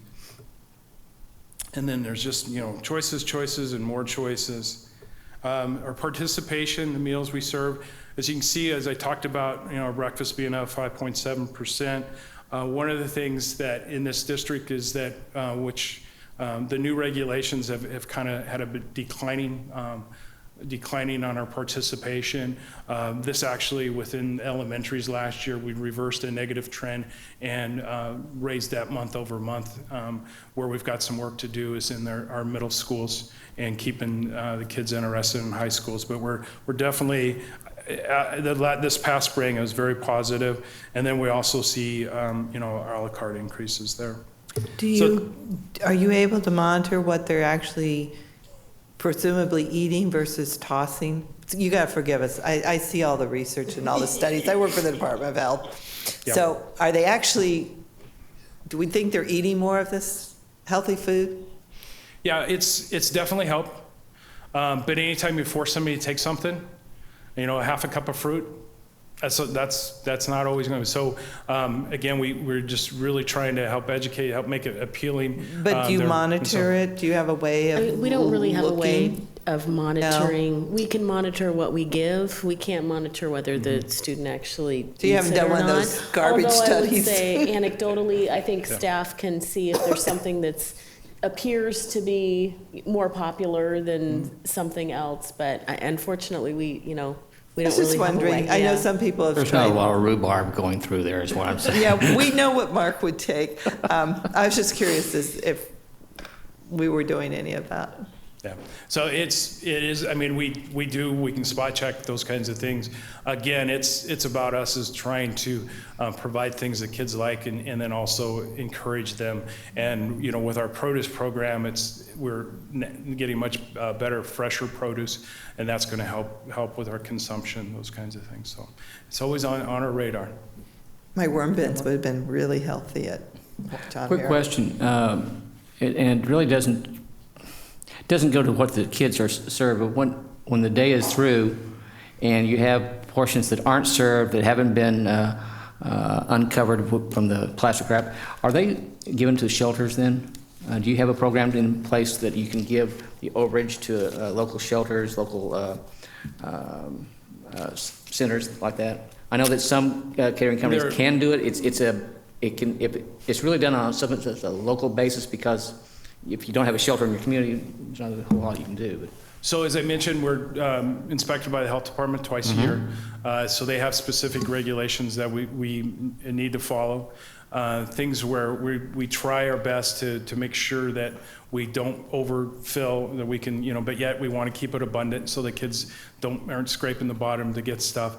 We don't have a way to really be able to donate things like that have come from there, and ensure that the safety of it is, because the blowback on just, with so many foodborne illness things that could happen, we really, just to protect everybody, we don't. But we do, things that we are doing is working, we worked with Hope Link this summer when we had product that was left over at the end of the school year that we knew, things that were not gonna go. So we worked with them. We helped with the pantry packs here. We'll also be doing a pantry pack that just with our nutrition services team in January that we'll be doing, because we think we can support people in Redmond. I don't want I don't want to spread ourselves thin of how we help. I want to make sure we impact. So anything we can do with nutrition services that impacts, the kids here in Redmond, and that's why I like pantry packs so much. Actually, that is an issue that's been brought up in different places, and the food protection people who are part of my office have been working with some school districts and programs. I don't have the details because Joe and I haven't had time to talk, but they have worked out some pilot programs with some districts or schools, I'm not sure which, as to what kind of food can be reused. I used to call a lot of the hotels so there to would do be that. more information coming out. OSPI's nutrition services is part of that also. I just know that when I worked for other organizations, and we had conventions in particular, that the hotels, they knew if they didn't serve something and it was still packaged, it wasn't, the seal wasn't off of it, they gave it to shelters. I'm just curious. Yeah, it is an issue because there is so much food waste in our culture, and so it's on people's radar. So there are some new, I assume it's new guidelines coming out from the health department. Okay.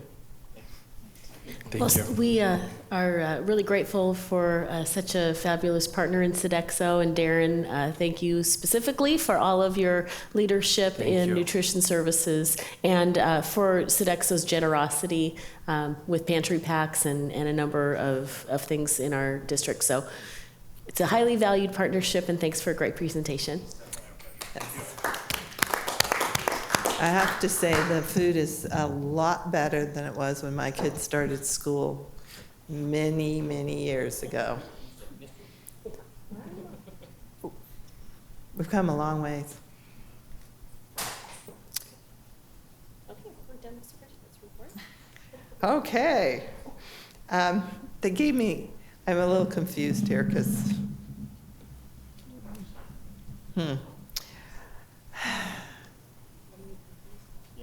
Oh, they gave me an agenda, and we're not anywhere near what we were on the agenda. So it's supposed to be 8:40. So legislative update. I know Siri had some things on her mind. Well, and I did send it to you all prior, sent you the summary of the sort of top, so the Legislative Assembly is this weekend. I don't have time to read the emails that I get really late. Just I so actually you sent know. that one 2 weeks ago. Oh, that one. And then I followed it up again on Thursday to assume you would be at the top of your email. So that one did have time. I'll say other ones I did send late, so I'm with you. But that actually is just, I sent a summary of the top 15 positions of what I would prioritize in going through based on what we've spoken to here and what the legislative committee from WASDA did. I didn't prioritize them out as to 1 through 15. I will have to vote for us and give a 1 through 10. priority. So if there is something on that list of 15 that concerns you, or if there was some other sort of legislative position that you would like to see that's not there, you need to let me know before I leave on Friday. Wait a minute, with what you sent, the last email you sent, Right, this is the Legislative Assembly, so it actually has a listing of all our standing positions and the legislative positions. So the key thing is the majority of them are based on funding and dealing with full funding on the school bond approval, going to a 50% majority supporting that component, school construction, shifting allocations, tax reform was another component, really looking at a stable form of tax, so not defining it specifically to them, but supporting legislation of them to do so.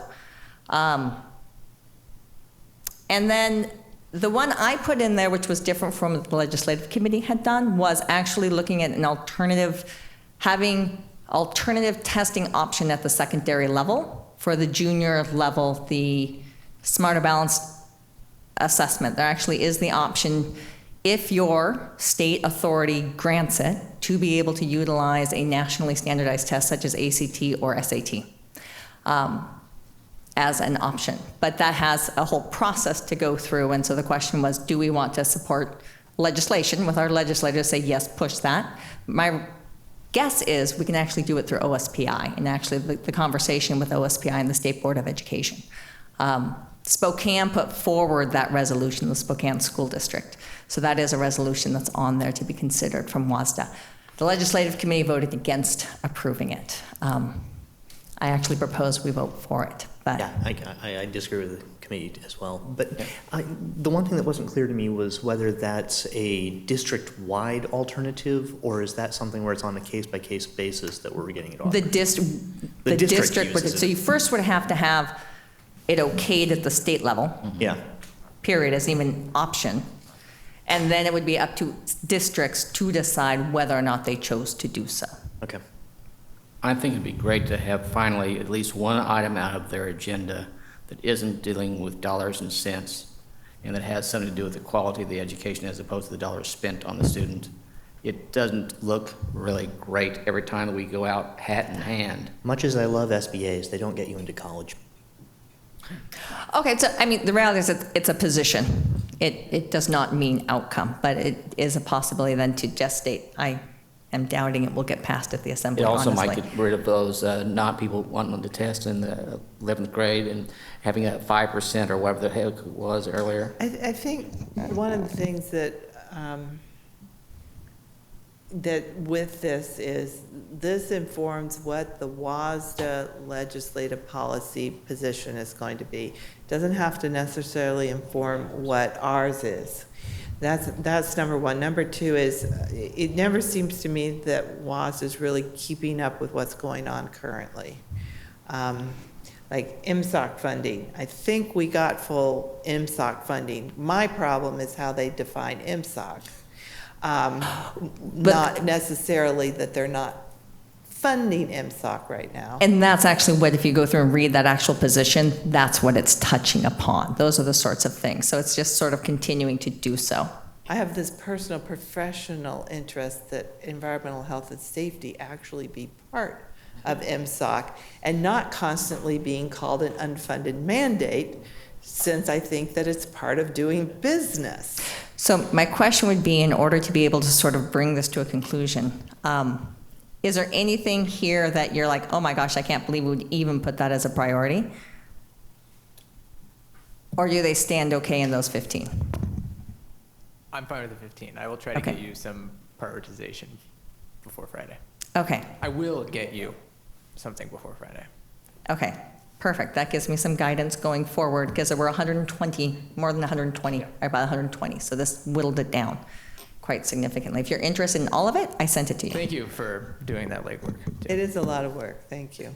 Well, it builds itself very well for what we're doing with the legislative This is next platform I'm weekend? working. It's Friday I leave, yeah. Yeah. You have to So go to Spokane this year? it is in Spokane, because they rotate 3 places. They used to do them in Yakima. They do Spokane, Yakima, and this side, so this year it's Spokane. Similar to where the conference is, because we go to the east of the mountains. So that will go forward, and then we'll have those positions, and that can be presented then. All right? So the next legislative update, for those of you who weren't paying attention to the ever-exciting Supreme Court case of McCleary, there was a Supreme Court hearing on the first week, actually the second week of September, first week of September, I forget. So there was presentation by both sides going forward. You know, as expected, the state said one thing and the plaintiff said another. And there's still time to wait to see what that agreement will be. More interesting, actually, was the Education Funding Task Force that took place the day prior, which actually gave a preliminary presentation on the salary study that they're doing throughout the state, which was requested. I'm not going to give any, you can go online and actually look at it. I think it's more beneficial to hear what they're saying. I found it very interesting as it looked at how levy money was spent for salaries in comparison to certificated, classified, and it goes across the entire district. So it gives a very interesting thing of how are you going to pay for teacher salaries and address basic education funding when this has been the elephant in the room the whole time. So it's an interesting point of the research, so it's worth looking at. I'll have you know that when my first legislative assembly, I spoke for cost of living allocations, base salary and cost of living allocations, just like we did in the military. It went down then. I think it's still going down. This is still a whole part that's still there. It's all there. They're repeating a lot of things you heard before, but they do have another interesting component with all the salary information they received from the districts around the state. So it was interesting that way. So that's it for legislative. Thank you very much. We'll have more to come. Anything for board follow-up? I would. Yes. Go ahead. We did the board self-assessment. I had sent out to you the summary of that from that work session, as well as sort of the key action pieces that came out of that for further discussion. So I'd like to be able to get that onto the agenda, into the work plan at some point in time so we can follow up with it, so it can get wrapped. It doesn't have to be decided tonight, but at some point. Ideally. You want time at one of our work sessions? There's a wrap-up component to be able to create the action plan. We need to be able to get the time on what are the key priorities we want to go forward. There were some key things that came out of the 3 to 5 things of a focus in that. So I'd like to be full with that. Is it too late if we don't do it till January to our Saturday work session? It's never too late. We could do it in January and go from there, and it will be a learning experience, and we can go from that, yes. I mean, Tracy, you can look at this, but I'm looking at it going, I don't know when we can do it before then. Absolutely. I'm just putting it out that I agree. There's a follow-up step that needs to occur, and it'd be nice to wrap it. It would be nice. If we do it at that January meeting, let's schedule it first so it's not something we push back even further. I would just like to hear that. You mean when we're all nice and asleep? Sure. No, that's a good idea. I agree. I'm not very good at reflecting when I'm tired. Okay. Anything else, Siri? Are we still on board follow-up? No, I'll Yeah. wait to the next section. Anybody else? I have one thing. Well, it's basically around the SPED stuff that we've been working on, special education. I'd like follow-up on the points raised by the parents today. And I had a note that we were going to discuss adaptive PE, and of course, we didn't have time to finish everything as it was, so I think we still need follow-up on adaptive PE.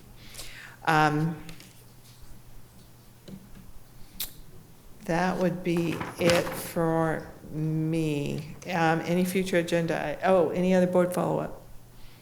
Any future agenda items? Debrief. Just a comment to partially tie into what Janine had presented on. I attended the Leadership East Side Lunch with the Mayors last week, and sort of the key issues that they addressed there was traffic and transportation being one of the biggest concerns. And knowing that we are a key partner with our communities, being able to address our traffic really effectively, like was shown, is greatly appreciated. And I think our community members will greatly be thankful that they can get past these schools at different times of the day. So thank you for all that work in doing so. Anything else? We have There's an open house for some, is my mic on? Well, the light's on. It's on. Okay. That's fine. There's a The open open house for one of the houses? new, they're coming up. Can we have the dates for that announced? I think Sorry, I I don't know actually know that's them, great. so I think I I'm have those putting it- right here, so let me find my document here. I've got them here. It was in, yeah, so just, yes, so which I have, so let me just find it.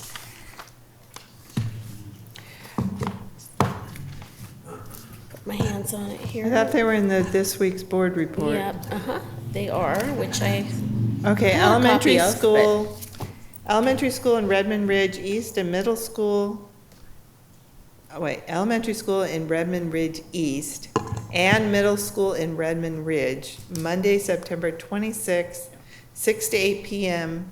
at Rosa Parks Elementary School. The elementary school in North Redmond is Thursday, September 22nd, so that's this week, 6 to 8 p.m. at Redmond City Hall, Council Chambers. That's in conjunction with the City of Redmond. And Tuesday, September 27th, 6 to 8 p.m. at Redmond High School. And the first meeting on the Juanita High School project, where they will share preliminary plans and seek community feedback, is at Juanita High School, Wednesday, September 28th, 6 to 8 p.m. at Juanita High School. These will be on the website, and community members can come at any time during the 2-hour time frame of the open house style meetings. And we've had great board representation at the meeting so far. We should continue to try to do that. We should continue to do that. I might keep equivocating. Anything else for board comments? Well, welcome back to the new school year, everyone. I will entertain a motion. Move that we adjourn. Second. All those in favor? Aye. Aye. Opposed? Adjourned.